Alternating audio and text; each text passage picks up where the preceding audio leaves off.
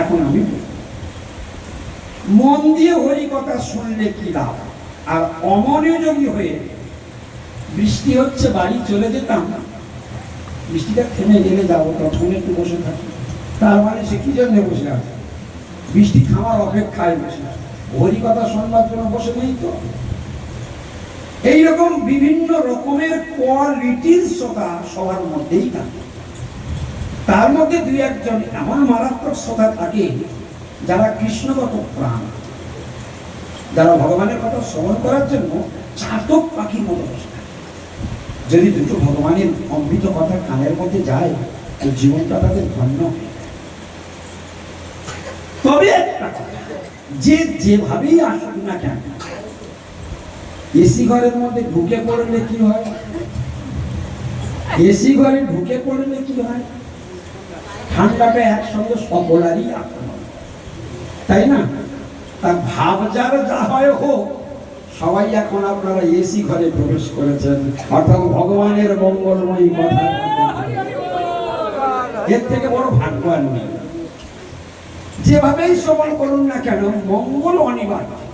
তবে শ্রবণ করলেই তো মঙ্গল, শ্রবণ করলেই চরম মঙ্গল, বুঝতে পারলে আরো মঙ্গল, অনুভব করতে পারলে আরো মঙ্গল, আচরণ করতে পারলে আরো মঙ্গল,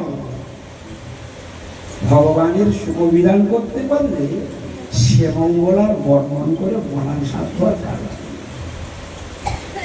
এই যে আমরা যে ধর্মটা করতে বসেছি, গুরুদেব এসেছেন, সাধুরা এসেছেন, লাল কাপড় এসেছেন, এদেরকে কি ধর্ম বলে? আমরা সর্বতে শুনি বৈষ্ণব ধর্ম বলে, তাই না? বৈষ্ণব ধর্ম মানে কি? বৈষ্ণব ধর্ম কাকে বলে? বৈষ্ণব ধর্ম হলো সকলের ধর্ম।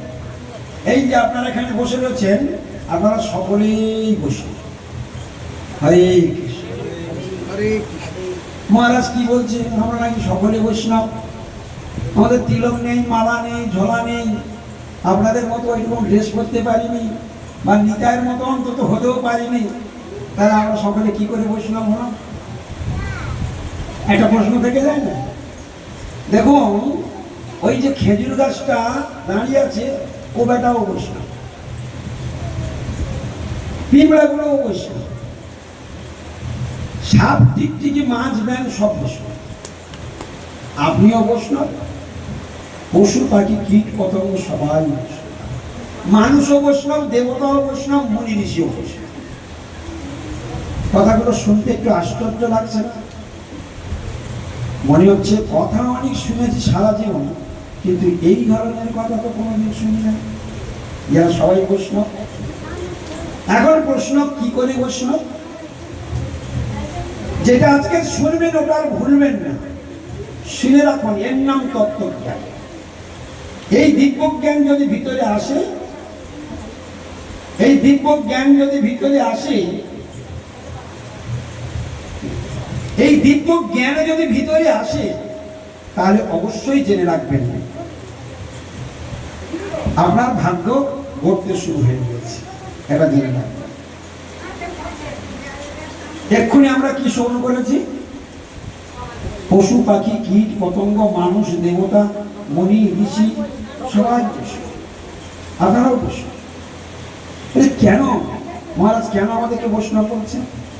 আমরা তো জানি যারা তিলকমালা ঝোলা নিয়ে হরিনাম করে তারা তো লুচির মতো ফোলে, আমরা সব বৈষ্ণব। যারা সব মাছ খায়, মাংস খায়, এ সব কেউ বৈষ্ণব না, সব অভাব। এইরকম একটা ভাব থাকে অনেক সময়, তাই না? সকলের থাকে না, অনেকেরই থাকে। যারা সেটা ভাবে তাদের এখন দেরি আছে, বৈষ্ণব ধর্ম এখনো বুঝতে পারে। কেন সবাই বৈষ্ণব? কথা বলবে না? কেন সবাই বৈষ্ণব? মন দিয়ে শোনো। বৈষ্ণব কাকে বলে? বিষ্ণুর অংশই বৈষ্ণব। তা আমরা এখানে সবাই যারা এখানে বসে রয়েছি, সবাই আমরা বিষ্ণুর অংশ। আমাদের প্রত্যেকের হৃদয়ে এখানে আত্মা আছে। সেই আত্মাটা কার অংশ? আজকের থেকে ভালো করে শুনে রাখুন। ওই প্রত্যেকের হৃদয়ে যত আত্মা আছে, সকলের হৃদয়ে যে আত্মা আছে, ওই আত্মাটা বিষ্ণুর অংশ। তাহলে বিষ্ণুর অংশ বলেই আমরা স্বরূপত বৈষ্ণব, হিসাব মিলে গেল। আমরা সবাই কার অংশ? বিষ্ণুর অংশ। তাহলে আজকেরও কুকুর জন্ম কেন পেল? বলে কর্মটা স্বরূপত বিষ্ণুর অংশ, কিন্তু কর্মটা কুকুরের মতো করেছে, স্বভাবটা কুকুরের মতো তৈরি করেছে, তাই কুকুর দেহটা লাভ করেছে, সেই কর্মের ফল ভোগ করছে ওই দেহ লাভ করে, কিন্তু স্বরূপত বৈষ্ণব। বুঝতে পারলেন? এই প্রকারে যত বৃক্ষলতা, গুল্ম, পশু পাখি, কীট পতঙ্গ দেখছি, সবাই স্বরূপে বৈষ্ণব। বৈষ্ণবের ধর্ম কি? বৈষ্ণবের কাজ কি? আমরা যদি সবাই বৈষ্ণব হই, তাহলে আমাদের সকলের কাজ কি? আমাদের কাজ হলো বিষ্ণুর দর্শন করা, বিষ্ণুর শুভবিধান করা, বিষ্ণুকে ভালোবাসা। তাহলে বৈষ্ণব আমরা সবাই কোন সূত্রে? বিষ্ণুর অংশ বলে। তাহলে বিষ্ণুর দর্শন করা, বিষ্ণুর শুভবিধান করাই হলো আমার জীবনের সর্বশ্রেষ্ঠতম। আর সেই বিষ্ণু দর্শনের জন্য একমাত্র উপযুক্ত শরীর হলো এই মানব শরীর। মানব শরীরে যে প্রকারে ভগবান বিষ্ণু কৃষ্ণের দর্শন করা যায়, সেবা করার সুযোগ আছে, আর কোন শরীরে এই সুযোগ নাই। যেমন আজকের আপনারা এখানে সকলে উপস্থিত হয়েছেন ভগবানের কথা শ্রবণ করার। এতক্ষণ আপনারা নাম কীর্তন শুনছিলেন, সাধুরা কীর্তন করছিল, আপনারা শুনছিলেন। এই যে কীর্তন করার সৌভাগ্য, কীর্তন শোনার সৌভাগ্য, এখানে আসার সৌভাগ্য, বোঝার সৌভাগ্য, সাধুদের দর্শন করার সৌভাগ্য আপনারা যে পরিমাণে পেলেন, ওই কুকুর ছাগলগুলো কি সেই পরিমাণে পেল? আচ্ছা, গাছপালাগুলো কি সেই পরিমাণে পেল? ভেবে দেখবেন একটু, তুলনামূলক হারে বিচার করে দেখবেন। এই জন্য মনুষ্য দেহকে সর্বশ্রেষ্ঠ বলা হচ্ছে। আর মনুষ্য জীবনটা কিসের জন্য? ধর্ম করা আছে। মনুষ্য জীবন নিয়ে যদি কেউ, আজকের মন দিয়ে শুনে রাখুন, আমার কথাগুলো ধ্যান দিয়ে শুনুন, আমার দিকে তাকাবেন, আমার দিকে তাকাবেন। হরে কৃষ্ণ। এই যে দিদি, আমার দিকে তাকান।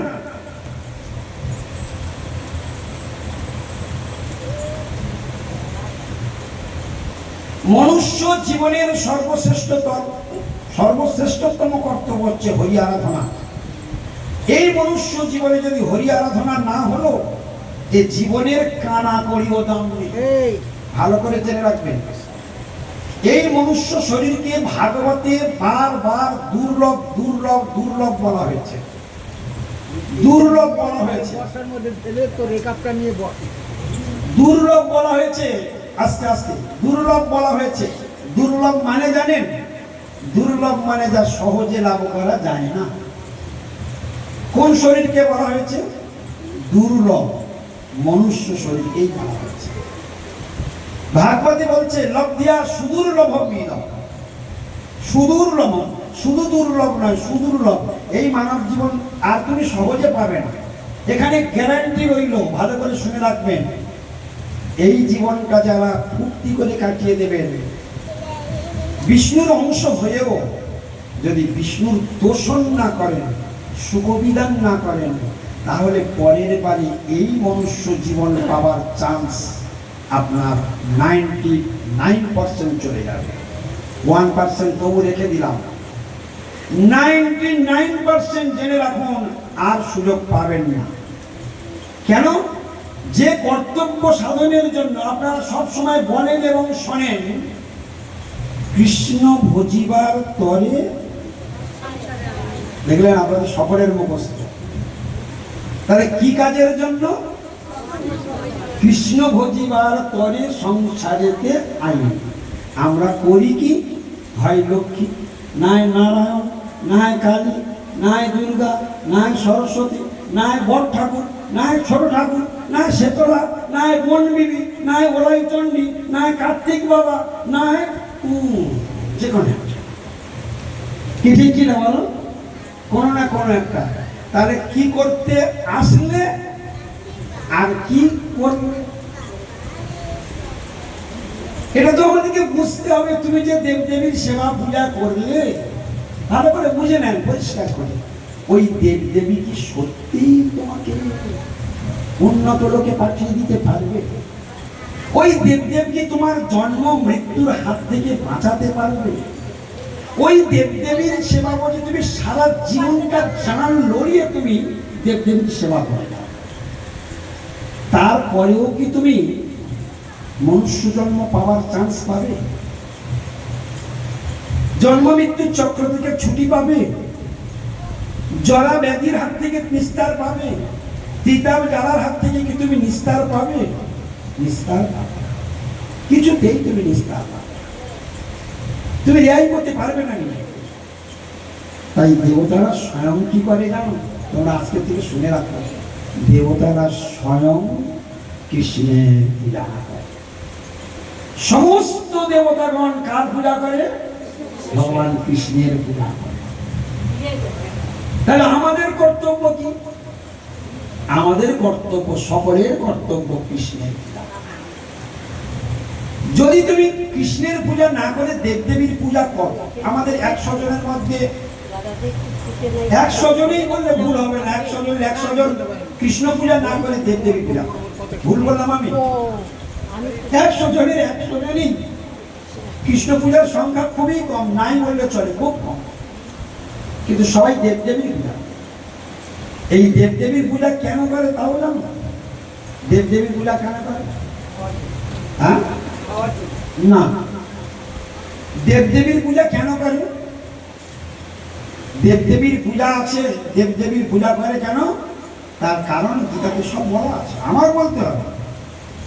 বলছে কামই তৈহিত জ্ঞানা প্রপদ্যন্তে অন্য দেবতা।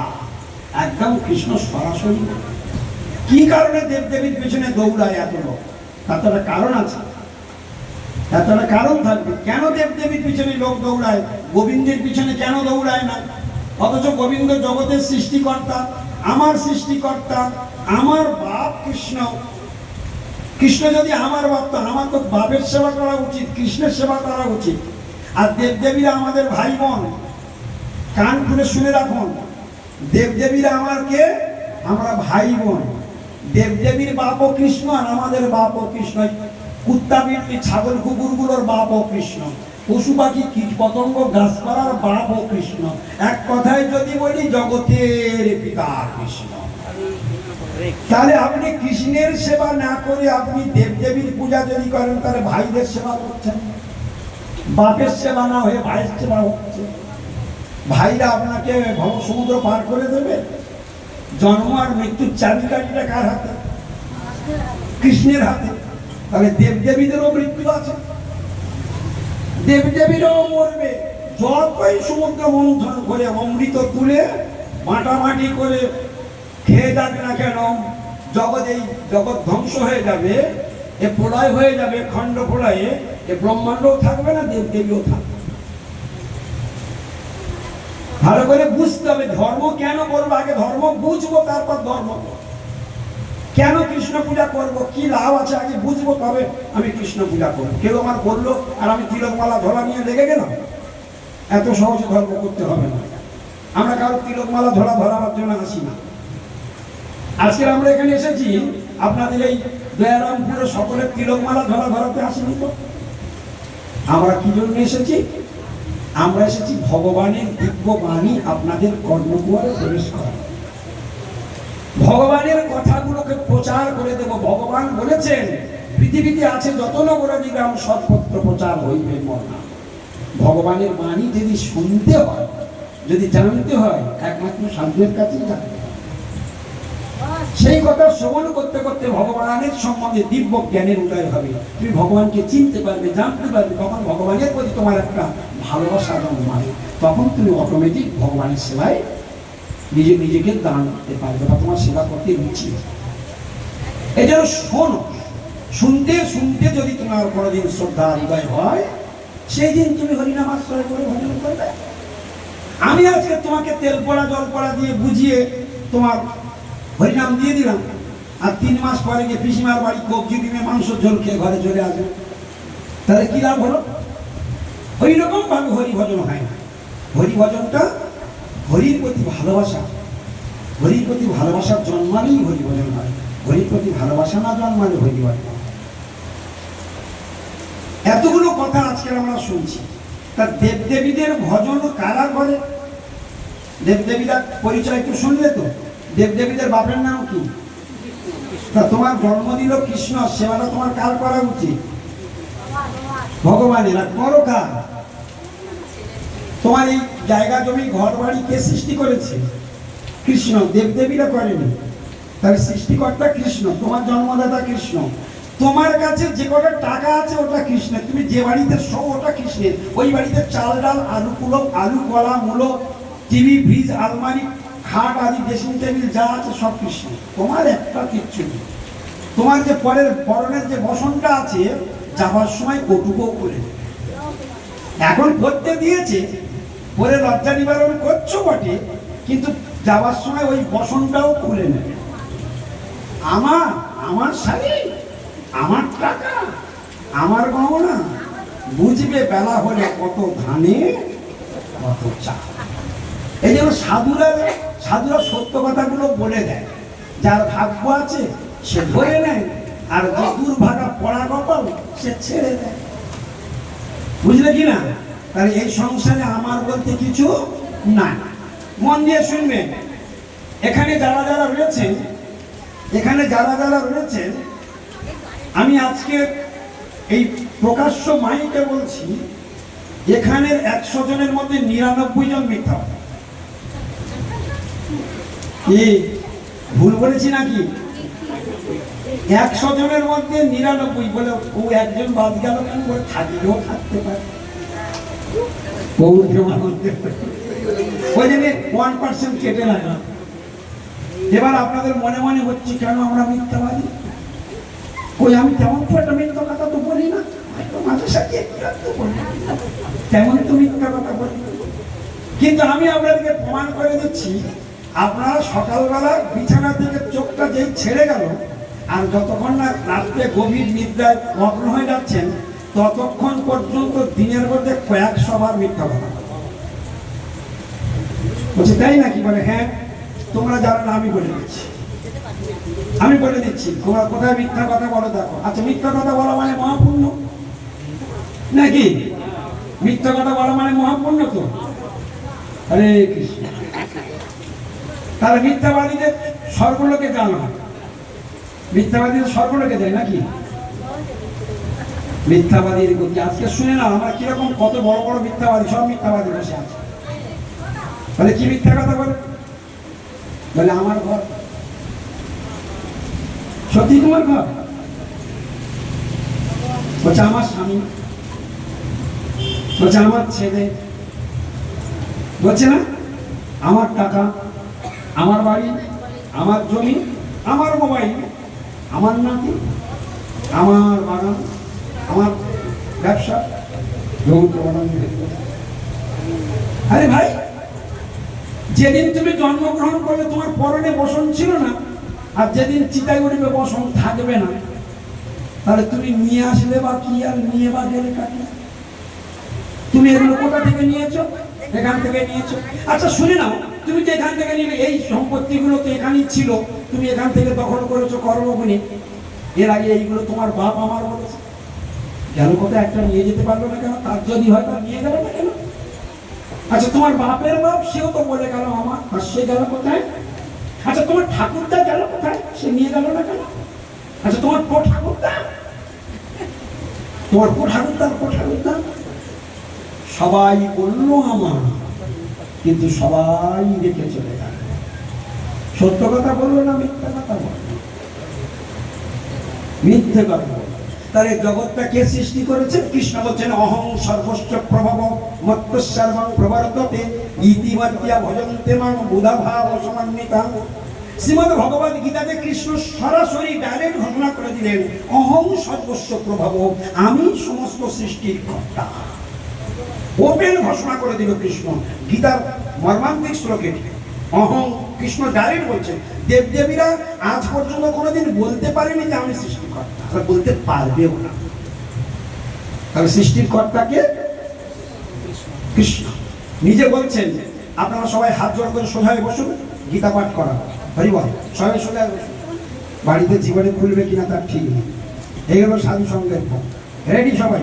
তবে একটা কথা মনে রাখবেন, এই যে এক্ষুনি আমরা সবাই গীতা শ্লোক উচ্চারণ করব, গীতা শ্লোক উচ্চারণ করব, যে ফিস ফিস করে বলবে তার ফিস ফিস ফল, আর যে যত জোরে বলবে তার তত বেশি ফল। এখন আপনারা কিরকম বলবেন এবার আপনারা ভাবুন। অহং সর্বস্ব প্রভব মত্তঃ সর্বং প্রবর্ততে ইতি মত্যা ভজন্তে মাং বুধা ভাব সমন্বিতা। গীতা শ্লোক উচ্চারণ করলেন, সব বুঝে ফেলেছেন? ঠিক আছে, বুঝতে পারেননি? আচ্ছা, অহং সর্বস্ব প্রভব, অহং সর্বস্ব প্রভব, আমার পরে অহং সর্বস্ব প্রভব মত্তঃ সর্বং প্রবর্ততে ইতি মত্যা ভজন্তে মাং বুধা ভাব সমন্বিতা। বলতে ভালো লাগলো? গীতা শ্লোক জীবনে না পড়ে আজকে সাধু সঙ্গে বসে পাঠ হয়ে গেল, আর চিত্রগুপ্তের খাতায় নোট হয়ে গেল। তার এই ফলটা কার অ্যাকাউন্টে জমা হলো? আচ্ছা, যদি এটা না বলানো হতো, তোমার অ্যাকাউন্টে এটা জমা হতো, তাহলে বললে একটা ফল পেলে আর শুনলে একটা ফল পেলে। এটা কাদের দয়া পেলে? তাহলে সাধুরা উপকার করলো না অপকার করলো? তাহলে সাধুদের তুমি কি দিয়ে দিয়েছো? জীবনে তো কিছু দাম না, কিন্তু সাধুরা তোমাদের কত দয়া দেখো, তোমাদের উদ্ধার করার জন্য তাদের টেনশন হয়। এতগুলো এরা মানুষ, এতগুলো ভগবানের সন্তান, সব নরকে ডাক্তার কেন করবে? সাধুদের এটাই দয়া, সাধুর স্বভাবেই তারিতে পামন, নিজ কার্য নাই তবু জান করো। আজকে তোমরা এখানে হৃদয় প্রভু রয়েছে, সর্বশ্বরী রয়েছে, আপনারা সবাই মিলেমিশে এখানে মাঝে মাঝে হরিকীর্তন হচ্ছে, পাঠ হচ্ছে, হচ্ছে। তোমরা নগর সংকীর্তনে বেরোচ্ছ, এটা তোমরা পাচ্ছ না?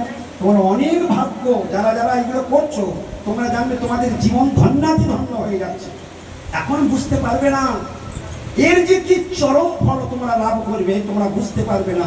শুধু কিছু বোঝো আর না বোঝো, শুধু সাধুদের সঙ্গে জুড়ে থাকো।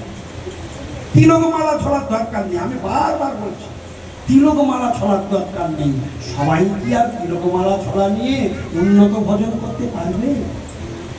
সবাই কি, সবাই তো স্কুলে ভর্তি হয়, তার মানে সবাই কি মাধ্যমিক পাস করে? সবাই কি হাই সেকেন্ডারি পাস করে? সব ছাত্র সবাই কি ডিগ্রি পাস করে? সবাই কি এমএসসি পড়ে? পারে না। আস্তে আস্তে সব ঝরে ঝরে যায়, তাই না? ঝরতে ঝরতে ঝরতে ঝরতে দেখা যায় যে খুব কম ছাত্র ওই ইউনিভার্সিটিতে মাস্টার ডিগ্রি করে। ওর থেকে আরো কিছু ঝরে যায়, কিছু ছাত্র পিএইচডি করে। ওর থেকে আরো ছাত্র ঝরে যায়, কিছু ছাত্র ডক্টরেট করে। করে কি? তার শিক্ষার ক্রমবিকাশ আছে, মানে ভক্তি জগতে এইরকম শিক্ষার ক্রমবিকাশ আছে। এই করতে করতে করতে করতে ধীরে ধীরে ধীরে ধীরে ধীরে অনেক উচ্চ। এর জন্য শিক্ষা লাভ করতে হবে, সাধু সঙ্গে জুড়ে থাকতে হবে। আর এই সংসারে এই পারমার্থিক বিদ্যা শিক্ষার স্কুল হলো গৌড়ীয় মঠ। গৌড়ীয় মঠ হচ্ছে পারমার্থিক শিক্ষার স্কুল, আর সাধুরা হচ্ছে সেই স্কুলের শিক্ষক। তাই যদি আমাকে কোনোদিন ভগবানকে জানতে হয়, তাহলে কাদেরকে ধরতে হবে? সাধুগুরু বৈষ্ণবের কাছে শিক্ষা লাভ করে। মঠ কি জিনিস আজকে কান করে শুনে রাখো। মঠ হলো মর্ত্যভূমির বৈকুণ্ঠ। সবাই একবার বলবো, আমি বলবো, তারপরে একসঙ্গে সবাই বলবে না। মৃত্যুর আগে 3 বছর এই কথা আর বলবে না। মঠ মঠ তোমরা সবাই বলো, কিন্তু মঠকে তোমরা চেনো না। মঠকে শুনে নাও আজকে। মঠ হলো মর্ত্যভূমির বৈকুণ্ঠ। বলো, তাহলে মঠে মাঝে মাঝে ঘর ছেড়ে মাঝে মাঝে মঠে যাওয়া মানে কোথা থেকে ঘুরে আসা হলো? তোমরা জীবনে কোনোদিন বৈকুণ্ঠে যেতে পারবে?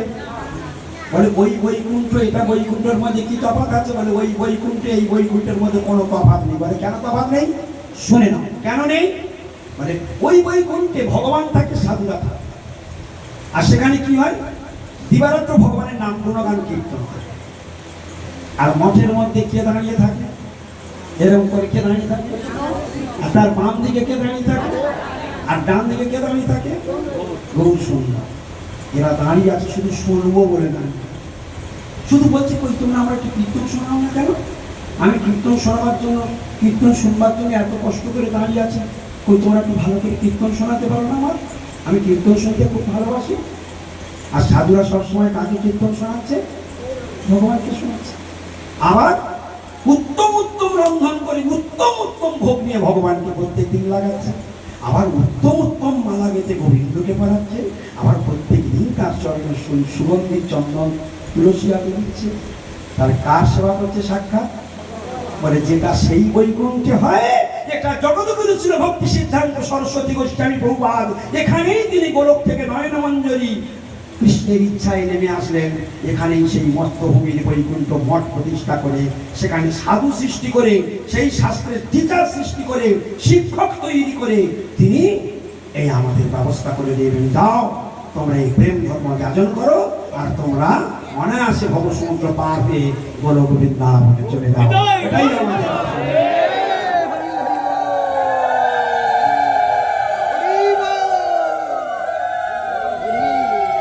কেন কেন এই সংসারের পচা নর্দমার মধ্যে থেকে কেন নরক যাত্রা করবে? জানতে শেখো, শুধু শিখতে থাকো।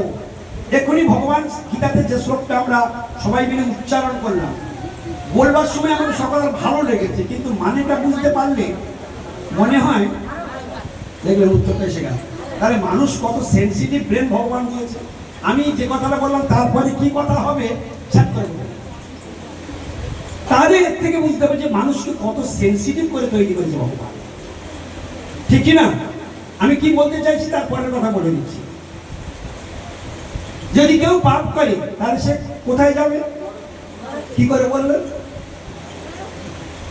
কারণ এই শুনতে শুনতে ব্রেনের মধ্যে এমন সেট হয়ে আছে, ওটা অটোমেটিক মুখ থেকে বেরিয়ে আসে। অতএব ভগবান আমাদের কোনো ছোটখাটো ব্রেন দেয়নি, এত সুন্দর করে ভগবান আমাদেরকে তৈরি করেছে। চলুন আমাদের কথা শুনে নিন। তাহলে এবারে কি হবে? বসেন। এবারে গীতার শ্লোকটা আমরা শ্রবণ করবো, মানেটা শ্রবণ করবো। হরে কৃষ্ণ, সবাই বলো হরে কৃষ্ণ। এই শোনা প্রভু, তুমি বসো, আগে তুমি বসো। আমার কোনো কিছু লাগবে না, আমার হরিকথায় ডিস্টার্ব হলে আমার মানে খুব কষ্ট হয়। দেখো মানুষের মনকে হরিকথায় বসানো যায় না, অনেক কষ্ট যখন বসানো গেল সেই সময় তোমরা মারা নয়, ও জ্বালা, ও কাল। হরিকথার মধ্যে কোনো ডিস্টার্ব মানে সেটা আত্মহত্যা ছাড়া কি? চলো এখন গীতার শ্লোক শুনলো, মারার দরকার নেই। কানের মধ্যে যদি দুটো কথা প্রবেশ করে, হৃদয়ে যদি দুটো কথা ধাক্কা মারে না, তোমার জীবনটাই পাল্টে যায়। এত সোজা নয় তো। শোনো মন দিয়ে, যে কথাটি, যে শ্লোকটি আমরা শ্রবণ করেছি সেই শ্লোকের অর্থ ভাঙবে, চাতক পাখির মতো শুনবে।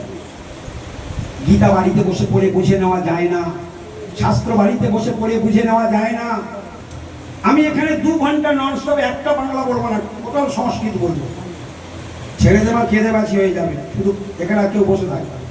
কিচ্ছু বুঝতে পারে না, ভালো লাগে না, কি বসে থাকবে? বুঝতে পারলে ভালো লাগবে তবে তো বসে থাকবে, মনের খারাপ হবে তবে তো বসে থাকবে। এই জন্য সংস্কৃত শ্লোকটা এখন আমরা আস্বাদন করবো। চলো কি বলছে? অহং সর্বস্ব প্রভব,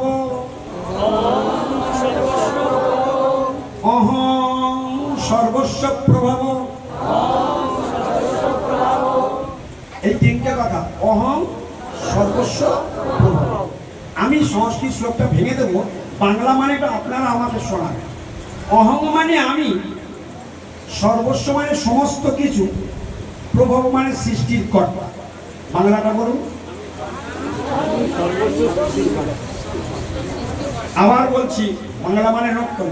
হাই ব্রেন সব, কেউ কমই নয় এখানে, আমি জানি কেউ কমই নয়। ব্রেনটা ঠিক বসান, কথা বল। অহং মানে আমি, সর্বস্ব মানে সমস্ত কিছু, প্রভব মানে সৃষ্টির কর্তা।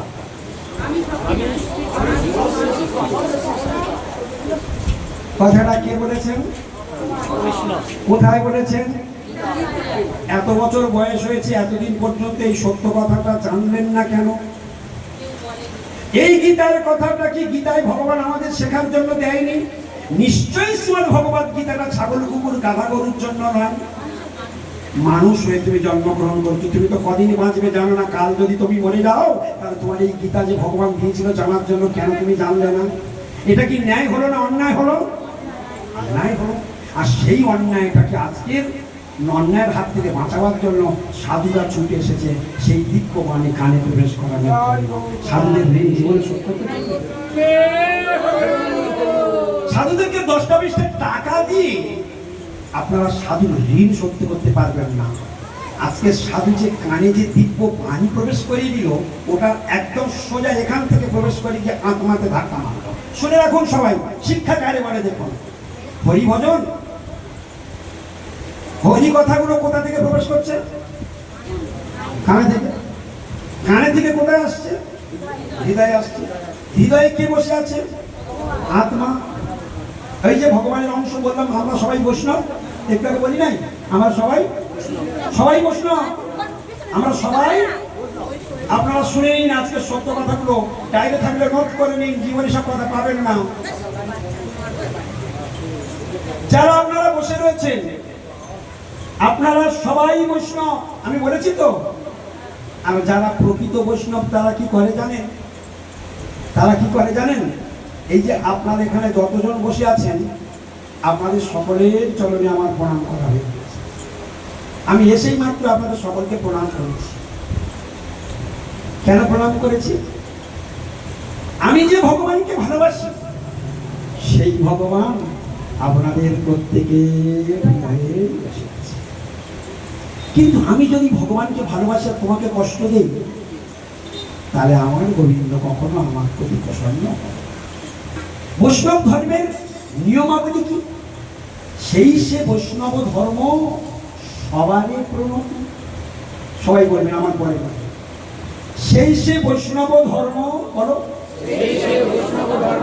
সবারই প্রণতি। মানে একটা কুকুরকেও পর্যন্ত তোমাকে প্রণাম করতে হবে, একটা আরশোলা টিকটিকি মাছি মশাকেও তোমাকে প্রণাম করতে হবে, ওই মাঠের যে ঘাসগুলো ওকেও তোমাকে প্রণাম করতে হবে। কারণ ও কর্ম করে আজকে তৃণ জন্ম পেয়েছে, কিন্তু বিষ্ণুরই অংশ। এতটা দূর পর্যন্ত অনুভব চাই। বৈষ্ণব ধর্ম কোনো ছেলে খেলা ধর্ম নয়, মহাপ্রভুই শিখিয়ে গিয়েছেন। এজন্য আপনারা সবাই, যারা জানে তারা সবাইকে মনে মনে, এটাই হচ্ছে শুদ্ধ প্রশ্ন। আমি যদি আপনাদেরকে প্রণাম না করি, তাহলে আমি বৈষ্ণব ধর্মের মধ্যে পড়বই। তারা কি হবে সেটাও বলে দিয়েছে, সেই সে বৈষ্ণব ধর্ম সবারে প্রণতি।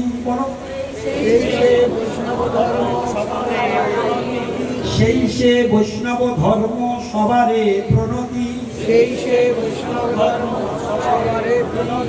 ইথে মতি নাই যার, ইথে মতি নাই যার, সেই ধর্ম ধ্বজি। কি বললো? বুঝতে পেরেছেন আপনারা? কথার মানে বুঝতে পেরেছেন? ইথে মতি নাই যার, অর্থাৎ বৈষ্ণব ধর্ম গ্রহণ করেছে, কিন্তু এই কথাটা সে জানে না বা পালন করে না। তাকে কি বলেছে? বলে ধর্মধ্বজি। কি বলেছে? ধর্মধ্বজি মানে জানেন?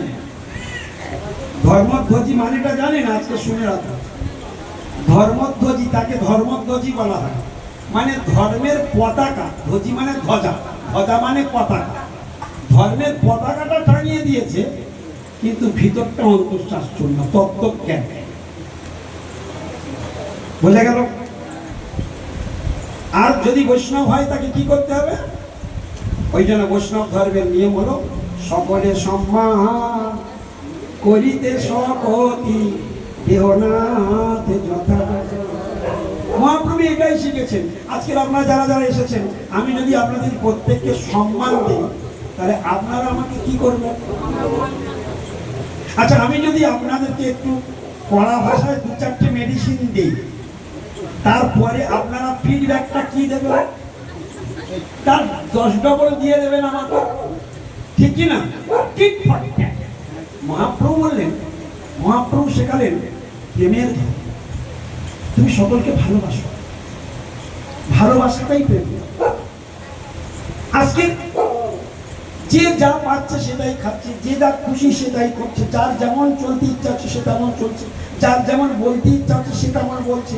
বলে কেন বলছে? বলে যেমন নিজ নিজ স্বভাব এবং কর্ম অনুসারে তারা করছে, নিজ নিজ স্বভাব এবং কর্ম অনুসারে করছে। ওই স্বভাব এবং কর্ম আমার জীবনের কার হয়ে দাঁড়াবে যদি কোনোদিন আমি সাধুর সঙ্গে দেখা করতে না পারি। কোনোদিনই যদি কোনো ভাগ্যে সাধুর শুদ্ধ সাধুর পাল্লায় পড়ি, বা তার সঙ্গে সেই রকম সাধুর সঙ্গে যদি আমার দেখা হয়, তাহলে আমার জীবনের ওই যে স্বভাব এবং যে কর্ম আমাকে চরম বিপদে ফেলবে, ওই স্বভাবটাকে, খারাপ স্বভাবটাকে সাধু ভালো স্বভাবে পরিণত করে দেবে। তুমি যে খারাপ কর্ম করতে তোমার যে রুচি আছে, ওই রুচিগুলো সাধু তোমাকে ভালোবেসে রেখে তোমাকে ভালো কর্মটাই করবে। তাহলে খারাপ কর্মের খারাপ ফল, খারাপ স্বভাবের খারাপ ফল। আর সাধুদের সঙ্গ করলে কি করে? স্বভাবটাকেও কনভার্ট করে দেয়, কর্মটাকেও কনভার্ট করে দেয়। করো না এই কর্ম, এইটা করলে তোমার এই হবে, এইটা করলে তোমার এই হবে, তুমি এটাই করো, দেখবে তোমার অনেক মঙ্গল হবে। শুনে নিল, সাধুর কথা পালন করলো, তার জীবনটা বেঁচে গেল, সে উদ্ধার হয়ে গেল। এই জন্য সব সেই রকম সাধু করো বড় দুর্লভ। কেন? ভগবান কৃষ্ণ কেন সাধু হলেন? মহাপ্রভু কি সাধু নয়? মহাপ্রভু সাধু নয়? স্বয়ং ভগবান মহাপ্রভু সাধু ধর্ম গ্রহণ করেনি? তিনি জগতের গুরু। কৃষ্ণ মানে কি জগতের গুরু? সৃষ্টিকর্তা কে? কৃষ্ণ। তাহলে সৃষ্টিকর্তা তিনি কৃষ্ণ, এই জগতের শিক্ষক কে?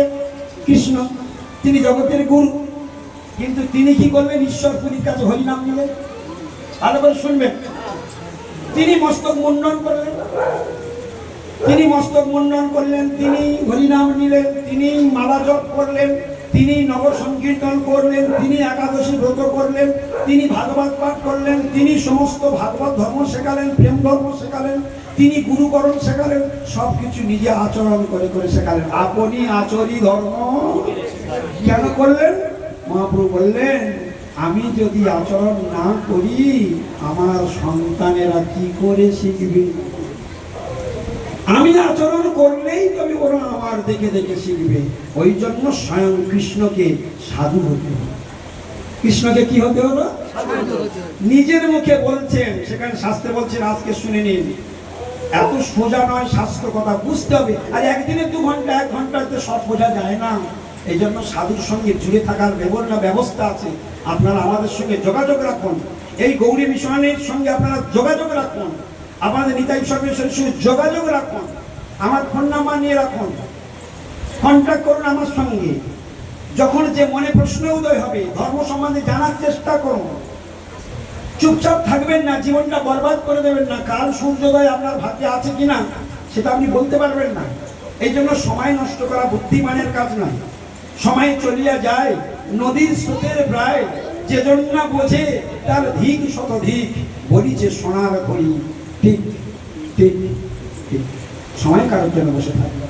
যে নির্দিষ্ট আয়ু নিয়ে জন্মেছেন প্রতি সেকেন্ডেই নষ্ট হয়ে যাচ্ছে, অর্থাৎ প্রতি সেকেন্ডে আমার মৃত্যু হচ্ছে। জেনে রাখবেন, আমরা একদিনটা মৃত্যু ধরি, মৃত্যু আমার প্রতি সেকেন্ডে হচ্ছে। কেন? আরে ভাই, তোমার কলসিতে 1 কলসি চাল আছে, ঠিক তো? তুমি 1 মুঠো তার থেকে তুলে নিলে, চালটা নিশ্চয়ই বেড়ে গেল, ও কমে গেল। আচ্ছা, তারপরের দিন ফের আর মুঠো চাল তুলে নিলে, কি হলো? আরো কমে গেল। আচ্ছা, তুলতে তুলতে তুলতে তুলতে লাস্ট মুঠো যেদিন হয় ওইটা বলে মৃত্যু। তাহলে প্রতি সেকেন্ড, প্রতি মিনিট, প্রতি ঘন্টায় আমার মৃত্যু হচ্ছে। কিরকম মৃত্যু হচ্ছে? ছবি দেখবেন, এখন ছবি দেখাবো, সিনেমা দেখাবো। আপনি বলুন, এই যে আমাদের এখানে এই যে ললাটি, যেটাকে আমরা অদৃশ্য বলি, অদৃশ্য বলি না, আমরা শব্দটা অদৃশ্য বলি না। অদৃশ্য মানে কি বলুন তো? আছে অথচ দেখা যায় না, তার নাম অদৃশ্য। আমরা এখানে যে কজন বসে আছি, আপনারা এটা কি জানেন? এই কজনের মধ্যে আমরা যে কয় ভাই বোন, আমরা সবাই ভাই বোন। একটু আগে আমি কি বলেছি, আমাদের সকলের বাবার নাম কি? আমাদের সকলের বাবার নাম কি? তাহলে আমার বাবা কৃষ্ণ, তোমার বাবা কৃষ্ণ, তাহলে আমরা কি? আমি ভাই হয়ে যদি আমার ভাইদের যদি ভালোবাসতে না পারি, তাহলে আমি কিসের ভাই? মহাপ্রভু এইটাই শিখিয়েছে। মহাপ্রভু ধর্ম এটাই, প্রেমের। তো এই যে জিনিসটিকে আমাদের বুঝতে হবে। কি কথা বলছিলাম একটু আগে? কি কথা বলছিলাম আগে? পয়েন্টটা অদৃষ্ট, একদম অদৃষ্ট। অদৃষ্ট মানে কি? আছে অথচ দেখা যায় না। আমাদের এখানে আছে, আমরা দেখতে পাচ্ছি না। কি দেখাচ্ছি দেখুন, এখানে যে কজন বসে আছি আমার দিকে তাকান সকলে। ভেরি ভেরি ইম্পর্টেন্ট শব্দ এসে গিয়েছে, সকলে আমার দিকে তাকান। যে কজন আমরা এখানে ভাই বোন বসে আছি না, আমাদের প্রত্যেকের এখানে আমাদের রিটার্ন টিকিটের ডেটটা লেখা আছে। কি বললাম জানেন? একটা রিটার্ন টিকিটের ডেট। রিটার্ন টিকিট বোঝেন তো? বাবা বোঝে না, যা সেনসিটিভ ব্রেন সব হাই পাওয়ার ব্রেন আমার থেকে বেশি বোঝে। আমি তো বুঝিই না, মূর্খ সুর করলো, শুধু গুরু কৃপা হয়েছে বলে তাই আপনাদের সামনে বসতে পেরেছি। তো রিটার্ন টিকিটের ডেট ছাপা আছে। তা কারো 46, কারো 43, কারো 60, কারো 62, কারো 65। আচ্ছা ভাই আপনাদের কাছে অনুরোধ করি, দিদি আপনাদের কাছে অনুরোধ করি, আচ্ছা আপনারা বলুন তো, প্রতি সেকেন্ড চলে যাচ্ছে আমাদের আয়ুটা বাড়ছে না কমছে? কমছে মানে আমরা কোন দিকটায় আগাচ্ছি? হ্যাঁ ঠিক করে বলুন, ভেবে বলুন। প্রতি ক্ষণে ক্ষণে প্রতি সেকেন্ড কমে যাচ্ছে, তার মানে আমরা কোন দিকে আগাচ্ছি? মৃত্যুর দিকে আগাচ্ছি। তাহলে প্রতি সেকেন্ডে মৃত্যু হচ্ছে, প্রতি সেকেন্ডে মৃত্যু হচ্ছে। তাহলে কেন আমি সাবধান হব না? আর ওদিকে বলছে কৃষ্ণ ভজিবার তরে। এবারে দুটো একটু মিক্সিং করে দেখুন তো কাজটা ঠিক হচ্ছে কিনা। যে কাজের জন্য আনা হয়েছিল সেটা করি না, আর যে কাজ করলে আমি নিম্নজনী প্রাপ্ত হয়ে যাব, যে কাজ করলে আমি নরকে পচে পচে মরব, যে কাজ করলে আমি জন্ম মৃত্যু জরাব্যাধির চক্র থেকে জীবনে উদ্ধার হতে পারবো না, সেই কাজগুলো সারাদিনই করি। আর যে কাজটা করলে আমি আমার বাপের বাড়ি গোলক বৃন্দাবনে ফিরে যেতে পারবো, সেটার প্রতি কোনো ধ্যান নেই। আমরা কি ঠিক কাজ করছি? তাহলে যে বাড়িতে থাকি ওই বাড়ির মালিককে ভগবান বলেছেন অহং সর্বস্ব প্রভাব। বলুন মানেটা কি? আমি সবকিছু সৃষ্টিকর্তা। তাহলে আপনার বাড়িতে যেগুলো আছে ওগুলোকে সৃষ্টি করেছে, তাহলে ওইগুলোর প্রোভাইডার কে? ওইগুলোর প্রোভাইডার কে? তাহলে আপনি প্রত্যেকদিন বলছেন আমার বাড়ি নাম্বার 1 মিথ্যা বাড়ি। বলে আমার স্বামী। তোমার স্বামী কি তুমি কি জন্ম দিয়েছিলে নাকি? তাহলে ওটা কে সৃষ্টি করেছে? আচ্ছা তোমার সন্তান, তোমার সন্তান ওটা তুমি জন্ম দিয়েছো তাই না? ওটা মানতে হবে আমার। ওর সত্যি কি তাই? তাহলে বন্ধা নারী কি করে সন্তান জন্ম দেবে? ওই সন্তান তুমি জিন্দেগিও পাবে না যদি কৃষ্ণের কৃপা না। তাহলে সন্তানটা কে দিয়েছে? কৃষ্ণ। তাহলে বাড়ি ঘর টিভি ফ্রিজ আলমারি সন্তান, আনন্দ চাকরি বাকরি টাকা পয়সা ব্যবসা বাণিজ্য রূপ যৌবন আদি যা কিছু তুমি ভোগ করছো, এ টু জেড যা তুমি ভোগ করছো সবটা প্রোভাইডার কৃষ্ণ। আচ্ছা বলুন তো এক হাতে তালি বাজে নিশ্চয়ই? কি এক হাতে তালি বাজে? তো তালি বাজাতে গেলে কয় হাত লাগে? গোবিন্দ বাঁশিওয়ালা চুপচাপ বসে বসে মজা দেখছে আর বলছে বাহ বাহ বাহ, তোদের চরিত্র তো খুব সুন্দর, তোদের জন্ম দিলাম আমি, তোদের ঘর দিলাম আমি, তোদের খাদ্য দিলাম আমি, তোর স্ত্রী দিলাম আমি, তোর সন্তান দিলাম আমি, তোর সমস্ত সুখের ব্যবস্থা আমি করে দিলাম। একটা দিনের জন্য তোর মনে হলো না আমার কথা? আমার সেবা করতে তোর রুচি হয় না? মেয়েরা স্বামীদের রান্না করে খাওয়ায় কেন বাবা? সে সকালবেলা বাদুরের মতো টেনে ঝুলে ঝুলে গিয়েছে, এসে খাবে কি? বলে টাকা রোজগার করে আনে বলে তার সেবা করে। আর গোবিন্দ কিচ্ছু দেয়নি, ওই জন্য তার সেবা করে। গোবিন্দ কিছু দিয়েছে নাই, হ্যাঁ? ওই যে টাকা বয়ে আনছে, তুমি জানো না ওই যে বাড়ি থেকে বেরিয়ে গেল আর ফিরবে কি তুমি তাও জানো। রাখে হরি মারে হরি, এক সেকেন্ডে তোমার কোটি কোটি থেকে কুকুর বানিয়ে দিতে পারে। এক সেকেন্ডে তুমি কোটিপতির অহংকারে লুচির মতো করেছো, এক সেকেন্ডে তোমাকে কুকুর বানিয়ে দিবে। কোটিপতি থেকে কুকুর, রাস্তায় কোটো ধরে দাঁড় করিয়ে দেবে। ভগবানের মা বুঝতে শেখুন। ভগবানকে আপনারা হয়তো কল্পনাও করতে পারবেন না, জীবনে তো শোনেন না, সাধু সঙ্গে তো সঠিক কম সঙ্গ হয় না আমাদের। আমরা সংসারী মানুষ, যে যার নিজ নিজস্ব ব্যবসা চাকরি বা কর্মজীবন নিয়ে আমরা ব্যস্ত থাকি, প্রত্যেকে কর্মজীবী মানুষ। কিন্তু এটা জেনে রাখবেন, যদি ভগবানের কথা যদি না জানতে পারেন, শুনতে পারেন, জীবনটা বরবাদ। এমন সুন্দর মানব জীবন আর ভগবান কোনদিন দিবে না। সুযোগে কি করতে হয়? সুযোগে কি করতে হয়? সদ্ভাবার এখন ভগবান পশু পশু জনম, পাখি জনম, কীট পতঙ্গ জনম, বৃক্ষ জনম, গুল্ম জনম, লতা জনম, তৃণ জনম না দিয়ে আমাকে মনুষ্য জন্ম দিয়েছে। তাহলে এদের থেকে আমরা সবাই সিনিয়র, ঠিক কিনা? তাহলে সিনিয়রের কর্তব্য যদি সিনিয়রিটি না করে, সিনিয়র ব্যক্তি যদি সিনিয়রিটি মানে তার মর্যাদা না রাখে, যে কাজের জন্য কৃষ্ণ ভজিবার তরে সেই কাজ যদি তুমি না করো, তাহলে তোমাকে ভগবান এখন দুটো পা আছে, এখন কটা পা? আর পরের জন্মে এই কাজটা ঠিক ঠিক না করলে ভগবান পরের জন্মে আরো দুটো পা গিফট দিয়ে দেবে। কটা পা গিফট দেবে? গিফট দেওয়া বলতে পেরেছো? বাবা বলতে পারেনি। কটা পা গিফট দেবে গোবিন্দ? তাহলে এখন আছে দুটো, আর দুটো দেবে গিফট, তাহলে মোট কটা হবে? তখন কি সুন্দর টানলাম গদিতে শোবে, বলো হেভি লাগবে না? তারপর যদি গোবিন্দ একটা ইঁদুর করে দেয়, তার এবারে কোথায় শোবে বল? আহা, ভগবানের মা কবে বুঝবে? এই সাধুরা বুঝে গেছে, আরম্ভ করে দিয়েছে ভগবানের ভজন। বলে আর না রে বা, জগাই মাদাই যখন ভয়ঙ্কর পাপ করলো, নিত্যানন্দ মহাপ্রভু যখন তাকে উদ্ধার করলেন, উদ্ধার করার সঙ্গে সঙ্গে রাশি রাশি পাপের পাহাড় জগাই মাদায়ে।